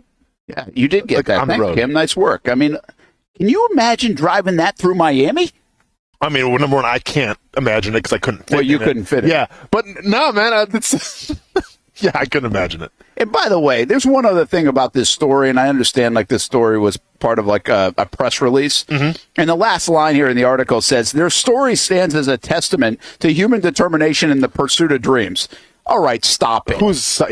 I mean, enough. Stop. Testament to human determination. They drove a little car to Key West. Yeah. What's the determination? The determination is the toy car made it. No, without not you.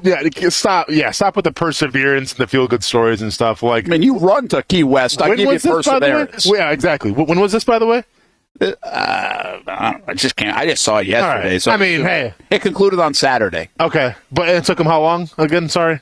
Marking spanning a staggering 500 miles from Jacksonville to Key West, concluded on Saturday, marking a historic milestone, unconventional travel. Stop with that. It doesn't say. Hey, I would have been a lot more impressive with a bike. Well, people do that. That's what I'm saying. But like, how is this news? Sorry, I mean, we're talking. I caught my attention. No, for sure. But like, good clickbait. It's great clickbait. Yeah, that's a good point. But anyway, human testament to determination. Oh, people love pumping anything up, Brent. Right. You know how it is. 3 hours a day here on this show is a human testament to determination. That's what it is. Covering the Jags for 16 years is a human testament to determination. Oh, man. People having a little, trying to understand the FHSAA is a human testament to determination. People checking out your legs for the 3 hours is a human testament to the... I'm just kidding, man. Having a good work day, aren't you? Yeah. We got to be getting an endorsement after this for some leg product. Or a tanning boot. Socks. Yeah, you're good. Somebody did tell me it's like National Sock Day today. I don't celebrate National Anything Day. Okay? You wear socks? Quick question. With those shoes right there? Nope. Not wearing socks? Nope. What about you? Yeah, I'm wearing socks, man. I don't wear socks ever. I'm not a... Okay. Do your feet sweat? A little bit. Hey, I've been getting a little stinky lately. Yeah, see, that's kind of gross then, right? I just don't like the socks, man. I don't know if what do you it's don't 95 like the degrees socks? or whatever. Like, so you have like a little. You must have socks that they don't show. Hey, man, how annoying is that? Not annoying at all. They're called no-show socks. Off, man. Welcome to the 21st century. It's 21st century. I don't do the socks. Have you ever tried the no-show socks? I do, and they slip down well, then you're getting the wrong ones, Brent. There's plenty of no-show socks out there that are going to stay right up. All right, just put the effort in.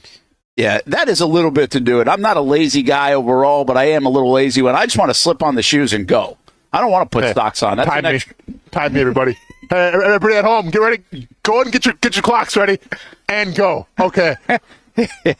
What was that? 3 seconds? 4 seconds? You haven't got them out of the drawer yet. Oh, okay. Oh, I can put them on the table right now if you want me to. Second time I said drawer, which is actually the most difficult word in the dictionary for me to say. Oh, I don't say it at all. Coming from Rhode Island. It's a very hard word to say. I struggle with that. Okay, let's take a break. When we come back, Josh Allen was on Eric Armstead's podcast, had some interesting things to say. We'll get back to real sports and real football talk when we come back here from Furniture Source in the Avenues Mall. Hope you're having a good day so far. Thanks for hanging out with us. Action Sports Jax 24/7 network. Take you up until 1 o'clock. Jags begin rookie minicamp tomorrow. And I do want to ask you that as we head into tomorrow. Who's the player that you might have your eyes on the most once they hit the grass over, not just tomorrow, it's Saturday, but the next few months and even into training camp from this rookie class? Who are you kind of most excited to see? We'll give our thoughts on that, too. It's coming up on the Brent Austen Show. It's a new logo, new branding, but with Bold City Heating and Air, it's an old school approach. One of the few locally owned and operated air conditioning businesses left in Jacksonville. And with that comes the perks we miss in the big business world. It's every customer counts kind of service, from when these trucks have pulled up to my home over the last couple of years and when they pull into your driveway as well. From communication to pricing to the actual service, everyone at Bold City Heating and Air cares about you. You know who's coming to your house. You know they will be well trained and they will respect your home. Air conditioning convenience at boldcityac.com. The folks at Bold City Heating and Air also know your AC unit is important and can be a big expense. That's why they have financing to help. No payments, no interest for 12 months on new systems. $50 off any repairs. Stay safe, stay comfortable with Bold City Heating and Air at boldcityac.com. Homegrown in your hometown. Bold City Heating and Air. Do you have ugly concrete around your home or business? Are you tired of concrete that is cracked, stained, or just plain ugly? Spartan Coatings' range of products provides a surface that is non-porous, easy to clean, antibacterial, and slip-resistant, all with superior durability. Living in Florida nearly my whole life, I know the toll our weather can take on a garage floor. That's why I had Matt and the crew from Spartan Coatings transform this space. And the best part, they did it in one day. It was a professional process from step one. The polyurea and polyaspartic system provides superior flexibility, is 4 times stronger than epoxy coatings, and will withstand temperatures high and low. Plus, it comes with a 20-year warranty. Whether it's a garage floor, patio, pool deck, driveway, or your interior flooring, Spartan Coatings has you covered. To get started transforming your ugly concrete surfaces, call 904-671-3930 or visit SpartanCoatings.com today for your free quote. In Northeast Florida, we love hanging out on the back patio, maybe grilling out lunch or dinner with the family, enjoying the good weather, or maybe enjoying the big game on the TV. Or maybe your favorite team in town, the Action Sports Jax team. This is great, except for when it's really hot or the bugs start coming out. But what if you didn't have to worry about that? Titan Outdoor Solutions will make your outdoor area a comfortable spot any time of the day, any time of the year. This makes too much sense. Titan Outdoor Solutions can give your home an upgrade. Customized pergolas, awnings, controlled shade, even retractable screens. The solution to beating the heat and the bugs and getting more use out of your home is Titan Outdoor Solutions. And this can even help prevent storm damage at your home. Living in Florida and living in your home is already good. Now make it great. Quality products, custom work, locally owned and operated. Visit TitanShuttersAndScreens.com or call 904-484-7580. Hey everyone, Olivia Tasley here from Action Sports Jax to tell you all the different ways you can watch our new 24/7 network. 3 easy steps. You don't even need a pen and paper to write it down. Step number 1, download the app. Search Action News Jax in your app store, either on your phone or your smart TV. Then, once you're on the app, click on that little drop-down menu in the upper left-hand corner with the 3 little lines. That'll show you these options, and boom, right here, click Action Sports Jax 24/7, and you will be brought to our continuous stream channel. That app can be accessed through all these different platforms. Whether you have Roku, Fire TV, Smart TV, Apple TV, or Google TV, you can find our app. Now, if you don't have access to the app, don't worry, we still got you covered. We're across all social media platforms from Facebook, Instagram, X, YouTube, Twitch. We have a podcast channel. Plus, check out our short reels on our TikTok. Action Sports Jax 24/7. It's on all the time and everywhere. It's the place we party in football season with Jaguars All Access. Welcome to Spring Sports Brewery, everybody. Say hello to our guest tonight. That is Trevor Lawrence. You can bring your party or event to Spring Sports Brewery in Springfield any day and any time. Rehearsal dinners, corporate events, birthdays. Here at Strings, you can enjoy the inside area and the outside area. Good for any weather, good for any occasion. Watch the games, play the games, shoot some hoops. Beer? Yeah, they have that. Plenty of choices. And sure, this is a brewery, but Strings is also a restaurant, and the food is fantastic. A full menu made from scratch meals. And if you need String Sports Brewery to help with a party at your place, they cater too.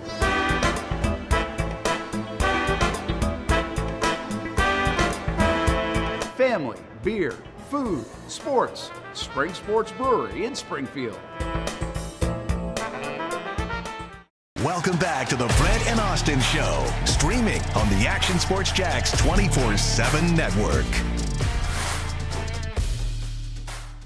Hey, welcome back here to Furniture Source and the Brent and Austen Show. Here's some video last night of Bishop Kenny. Really good pitching performance, good defense, a lot of good ball out there. And every time Baker County scored, they would answer. That's a nice play at the hot corner there.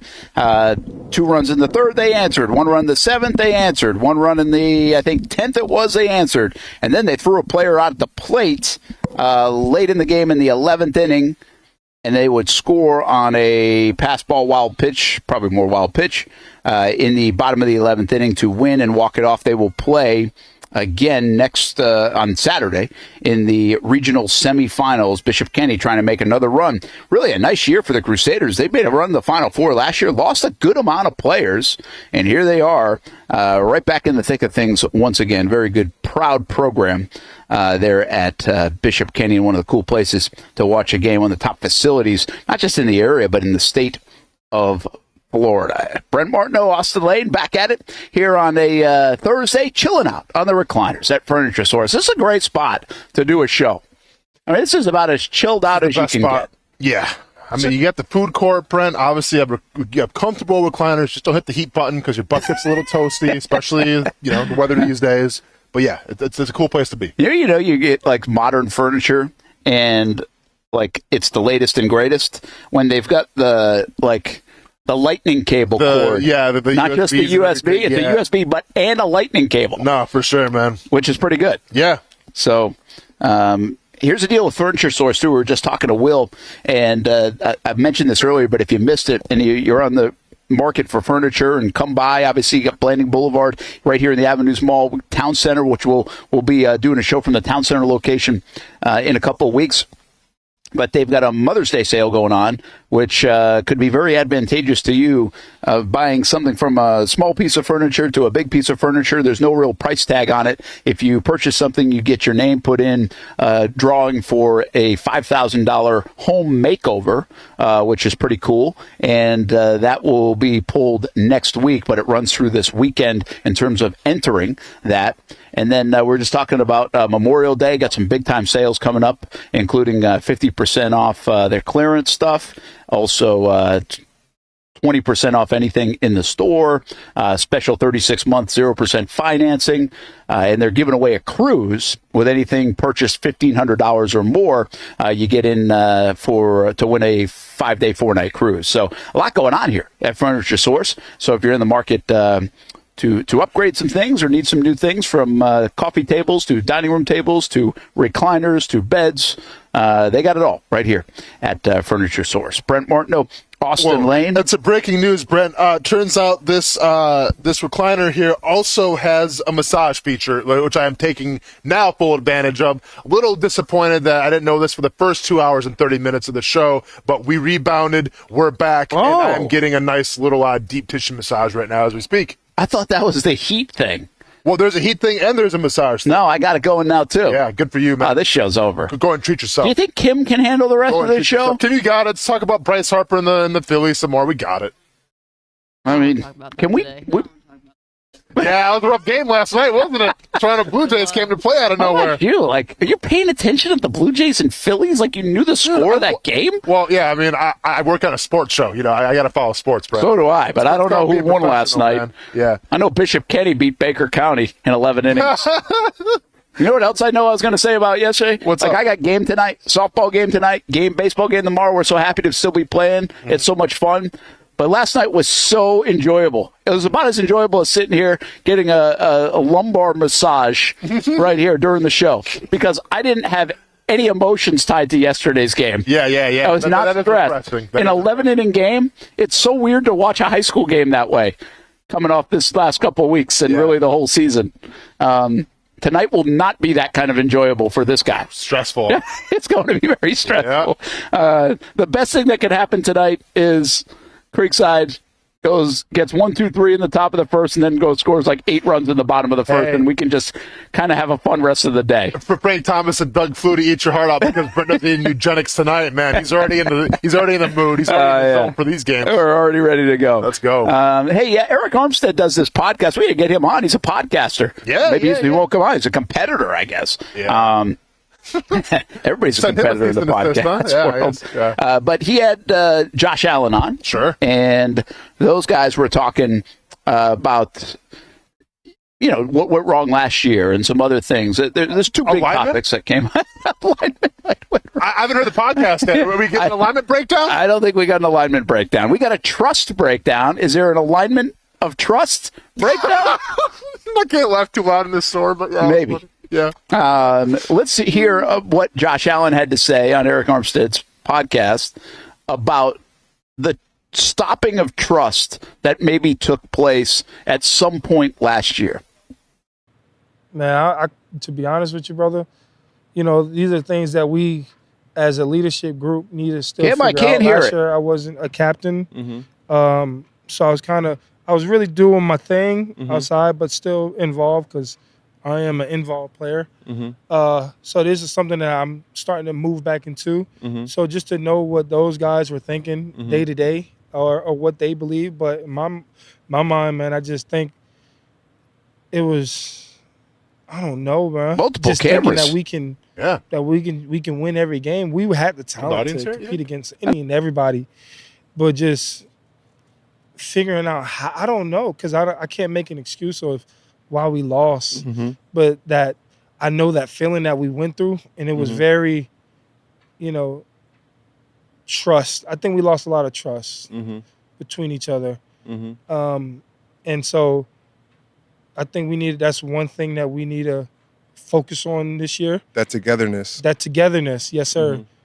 And that's all phases of the game. That's first of all, that's players because we play the game. That's also coaches, players having trust within the coaches and the coaches higher up or whatever, and knowing that we can go to any of these coaches and just as a group, honestly, like, hey, this is where we're at. Can we change this or can we modify or can we find a trust and a balance between? Obviously, it's a business and we understand that, but having that balance to go and build that trust within each other. And I do think it starts today. Yeah. Training, every phase, training camp, it's a huge phase, but we're battling every day. Yeah. We're competing. We got to compete. But I think it's building that trust. Building that trust and that togetherness. Yes, sir. That camaraderie between us. And, yes, sir. Me and you are going to be, huge catalysts for that, heading into this season. And, that's something I'm excited about working on and building and, getting turned around for us and our team. I think, the sky's the limit for us if we're able to, do those things that we're talking about.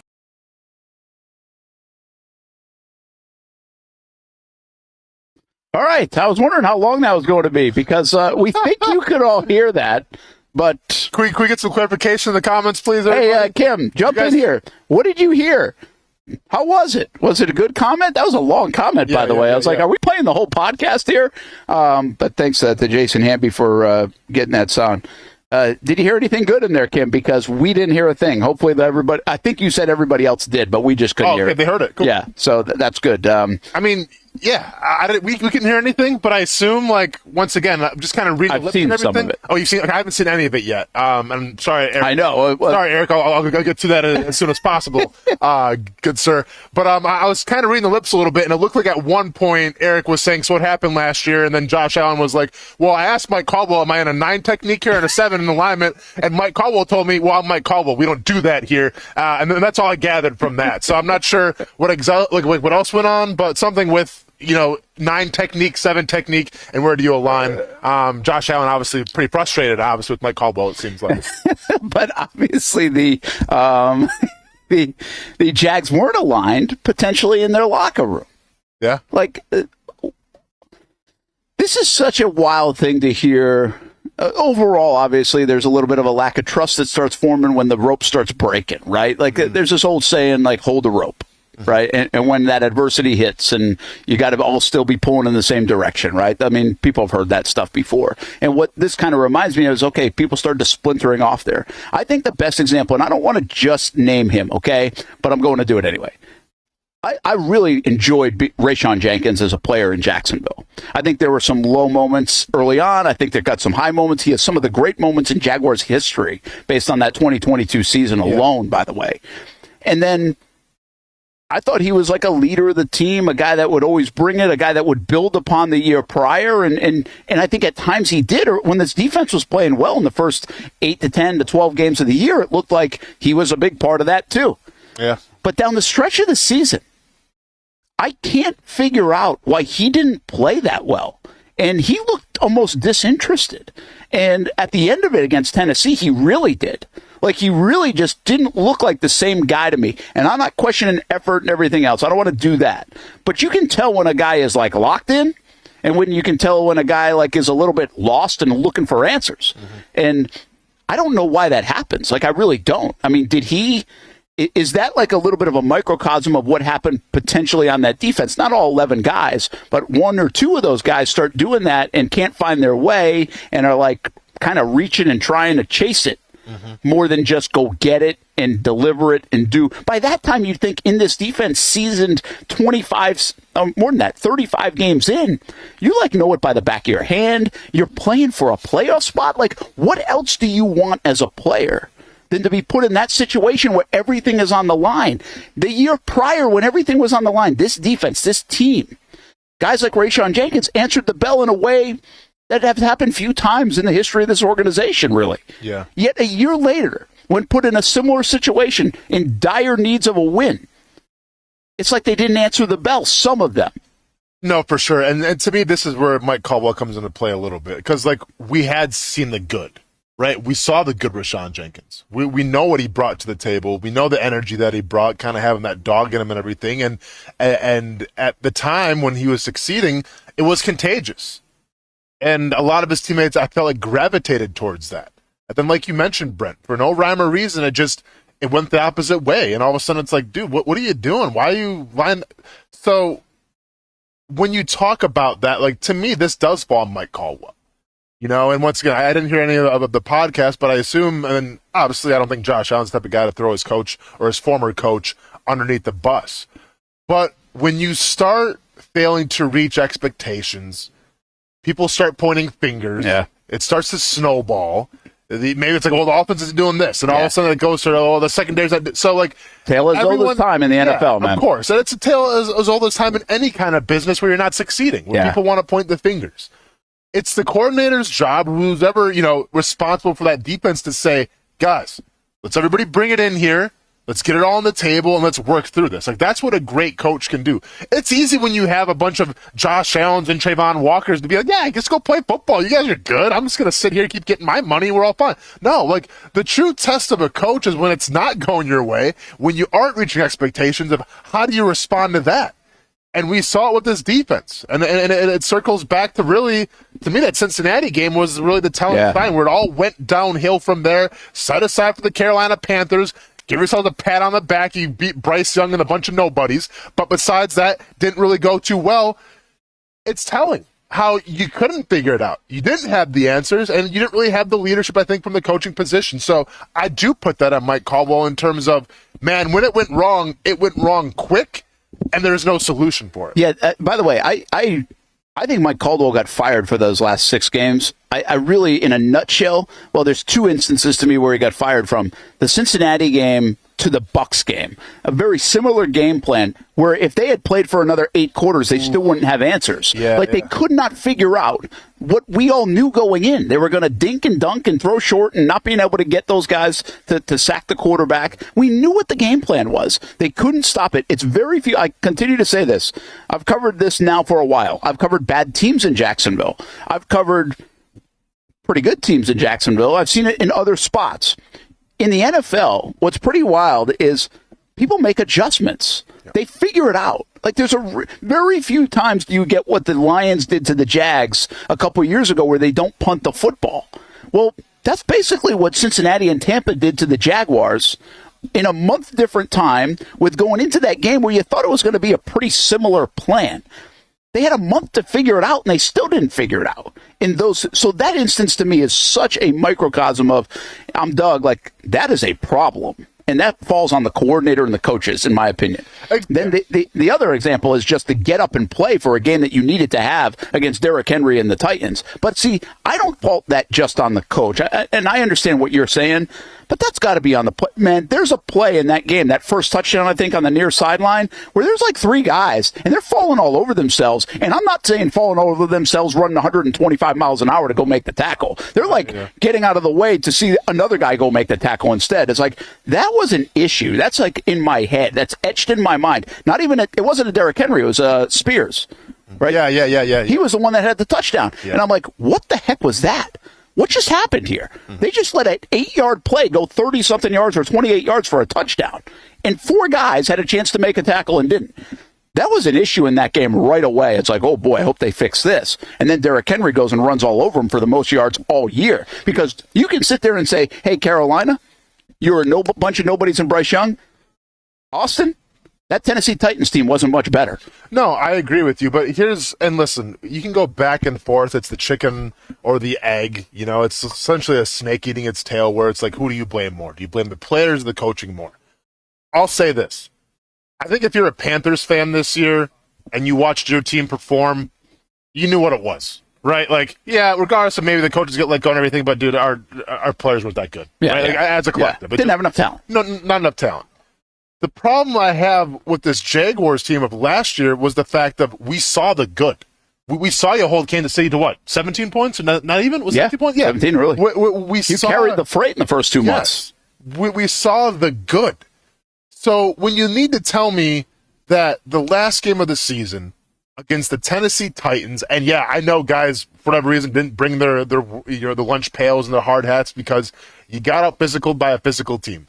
But what rubs me the wrong way is you knew exactly what the Tennessee Titans and Derrick Henry was going to do. And I told this before, I'm going to say it again. I knew the first play of the game. I go to my friend who was watching with me. I go, just watch.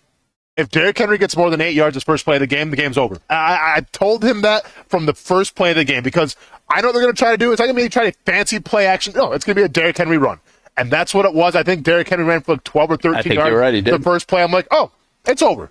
Because if you know what they're going to do, if I know what they're going to do, the Titans everyone knows what the Titans are going to do. And you still couldn't stop it, you're not going to win that game. So, yes, I get it. It falls on players. You got to come better. You got to bring your physicality and everything. But, man, it also falls on the coaches to get your guys prepared and say, we know what Tennessee's going to do, and here's how we try to stop it.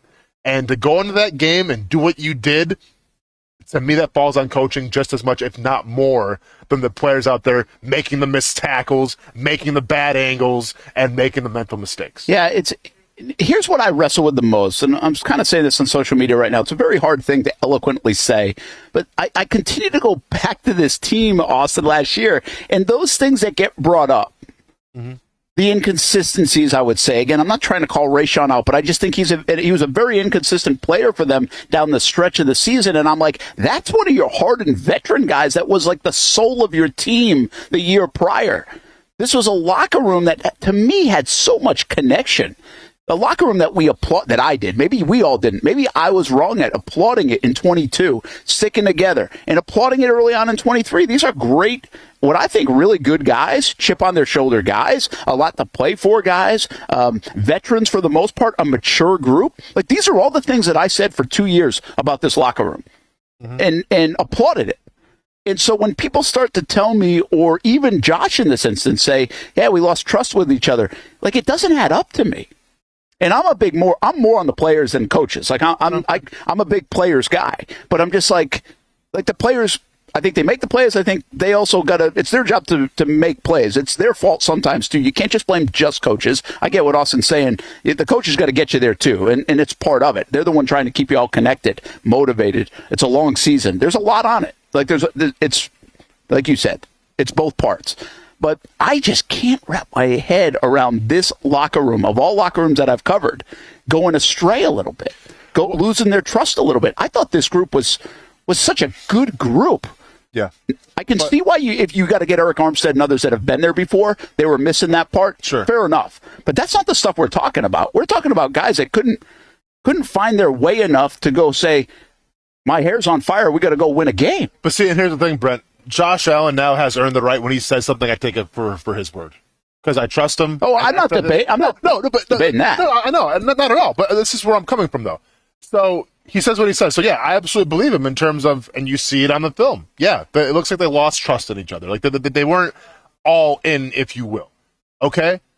Well, if that's the case, then, whether it's the National Football League, whether it's a 9-to-5 job that you work at, if you're in upper management and you go to your company or you go to the place that you're going to and you say, hey, these workers here, they're not getting along. They're not trusting each other. What's going on? I'm not going to go to a team leader. And once again, I'm not going to go to a captain and Josh Allen and say, figure it out. I'm not going to go to a Chad Jenkins. I'm going to go to the guy that's supposed to be in charge. Yeah. And at that time, the guy in charge was Mike Caldwell. Yeah. So if we're having the trust issues, if we're having the man, I'm doing my job, why isn't he doing his job? Like, yes, once again, falls on the players and all that stuff. But here in the real world, it falls on management. And management is with Mike Caldwell. Yeah, that's a good point. And again, I'm not even arguing that it did or didn't happen or whatever. It's just a hard one for me to fathom. If you had told me this about the 2019 locker room, about the 2021 locker room, about the 2016 locker room, about a bunch of locker rooms, I've been like, yeah, I get it. I can see that. Not this one. This one, I did not see that. I did not see that being some of the storylines. And by the way, let's not be over dramatic. I don't think anybody's sitting here telling you that the locker room was this dysfunctional mess like some years. That wasn't the case. But I thought this was a pretty mature veteran group that I wouldn't see the breakdowns and the mantra coming out of that last 6 weeks. Now, some of that is just plain losing. When you lose 5 out of 6 and you have a collapse, you're going to get that, right? Of course. So there is a little bit to that. And in this locker room for a good stretch of 2 years, there were a lot of positive things to talk about because they had gone on a hell of a run, quite frankly. I think they went 15-2 over a 17-game stretch or something in the regular season. Pretty remarkable in Jacksonville, but pretty remarkable around the entire NFL. Bridging 2 seasons together and then just couldn't find their way again. All right, let's take one more time out. We come back from Furniture Source in the Avenues Mall. We'll put a bow on the show with a player to watch. Rookie minicamp gets going tomorrow, and we'll talk more about that tomorrow, of course, as the players are on the field. But who should we be watching the most? Not just tomorrow and Saturday, but next week, for the next few months. And really, when you get to training camp, who's got your attention the most? You got to pick one. Just one. You can't say them all. Not letting you off the hook that easy. It's the Brent Austen Show on the Action Sports Jacks 24/7 network. We're live on ActionNewsJacks.com and the Action News Jacks app. And we'll be back from Furniture Source in the Avenues Mall. Everyone loves a good game night. Here you don't have to be the host. You don't have to clean up. They bring the food and drinks to you. And you can watch whatever you want on the big screens. It's more than a card room. It's a night full of fun with friends. Best Bet Jacksonville, Orange Park, and now the newest location here in St. Augustine, right off 95 at exit 311. A brand new clean room, a full bar and menu, my favorite sushi in town. And I love the fries too. You don't have to just play poker at Best Bet. That's why I come over here to the table games and play one card poker. That's a pretty good card and a win. One card poker is like war as a kid, you against the dealer. And this isn't the only fun table game to play. A friendly staff, a lot of fun. It's a good night out at Best Bet Jacksonville Orange Park and the newest location in St. Augustine. You can be a serious player or a novice. It doesn't matter. If winning equals fun, you're a winner every time at Best Bet. I'll save you a seat, and I'll see you down here at Best Bet St. Augustine. Oh man, it is that time.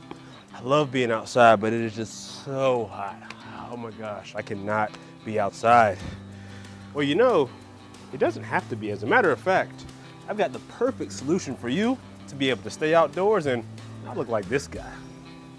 GW Outdoor Solutions has the solution that will help you create areas of shade with their automated retractable awning. As the summer months inch closer, the high temperatures will be right there too. With GW Outdoor Solutions, go from scorching to cooling in no time with one simple push of a button. These innovative shade solutions not only provide protection from the sun and rain, but also add style and functionality to your home. Let GW Outdoor Solutions transform your backyard into paradise. Check out gwoutdoorliving.com for your free estimate.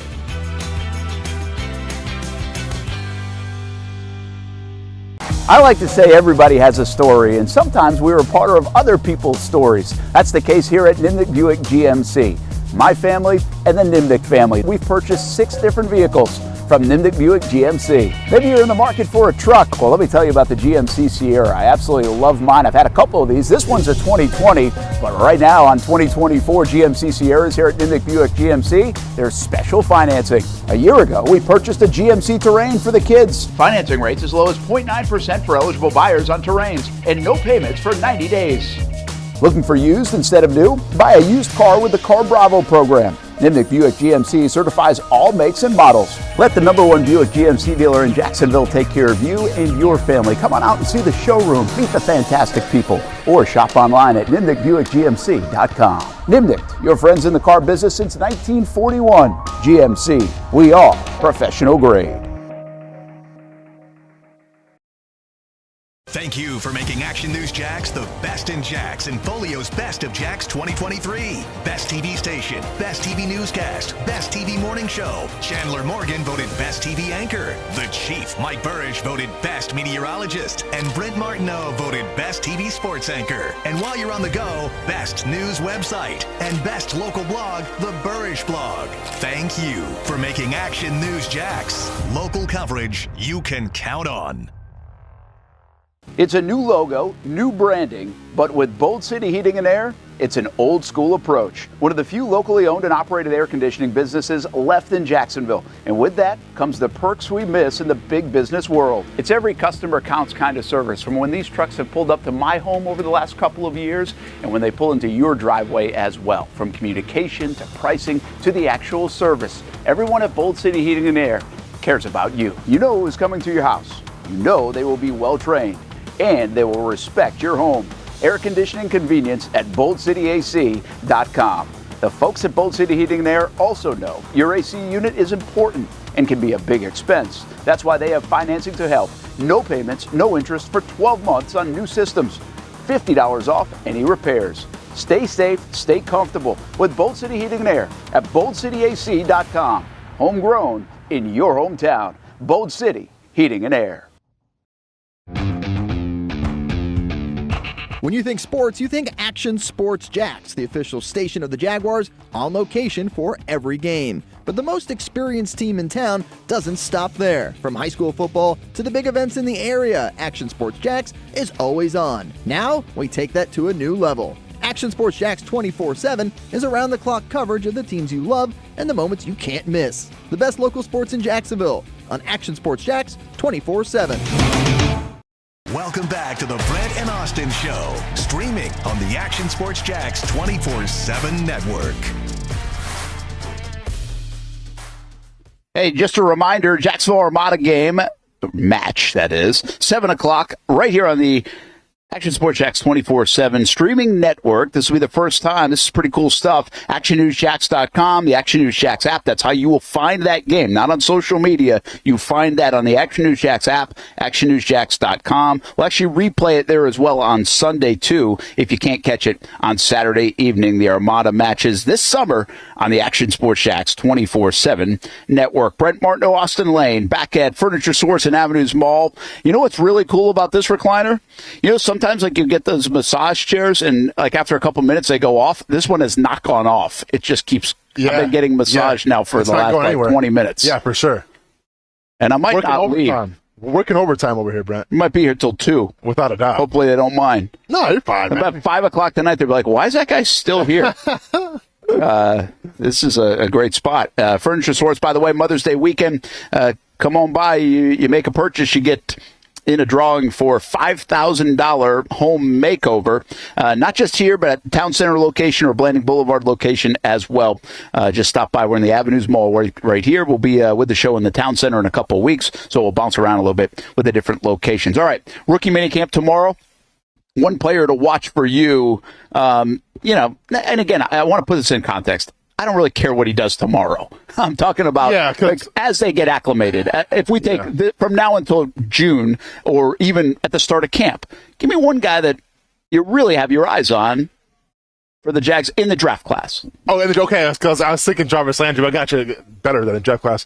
I mean, listen, the low-hanging fruits could be Brian Thomas Jr., Yeah, that's what Kevin just said on the... Yeah, but you know what? Honestly, I'm going to take, in my opinion, the biggest boomer bust type of pick, and I think that's going to be Mason Smith. Because this is a guy who has all the physical intangibles, has all the strength, athleticism. It's just the production's not there, and obviously the injuries too, right? As well, yeah. So stay healthy. But like, I want to see what it looks like from the get-go. Like, this guy's a monster of a man. Obviously had a lot of hype coming into college. Let's see if he can kind of get some of the production numbers in line and have a great camp, and then hopefully that translates to preseason and that translates to the regular season. Listen, I like that from you because I think you can tell us when you see him out there what he looks like. How different does he move, right? And again, we got to assume help when we hope for health for him. Mm-hmm. I think Brian Thomas Jr. is an easy one here because everybody loves to watch the guy catching the football. Like, we're going to like that anyway. But I'll caution you, we got excited about Calvin Ridley, and we thought he was going to be a 2,000-yard receiver, right? So, I think we get overhyped on those guys, even though, I'm just like you. I can't wait to see it. I'm going to give you the guy in Jerry and Jones. I'm kind of stuck on him right now because the other guys, I'm not sure how much they'll contribute. I do think a Jordan Jefferson or someone could emerge, but I'm not going to see that yet. That's going to be something that happens later on in August and into the fall. I think Jerry and Jones, forget about what he actually even does, Austin. I want to see where they put him. True. And I want to see who are they putting him over. How soon before he becomes that guy that they're going to say, we feel like this is going to be our starter, he needs to work with a first-team defense, or will he have to earn that all the way through camp? Is that something? I asked this question earlier in the week. When will we know who the starting trio of the corners will be? Will it be third week of August? Will it be the first week of August? Yeah. Will it be coming out of minicamp? I don't know that answer. And so I'm really intrigued where they put him. Will they put him in the nickel where he shined? Will they put him on the outside to get him used to it because that's where the better competition is? Will they put him over Darnell Savage in the nickel? Is he on the second team? Like, I think where they actually put him, again, that's not going to be tomorrow, but over these kind of sessions in OTAs and minicamp and then training camp, I think are going to be pretty fascinating to watch. All right, we're out of time. Take a look at Cup Date, a week with Action Sports Jacks. No gate fees coming up next.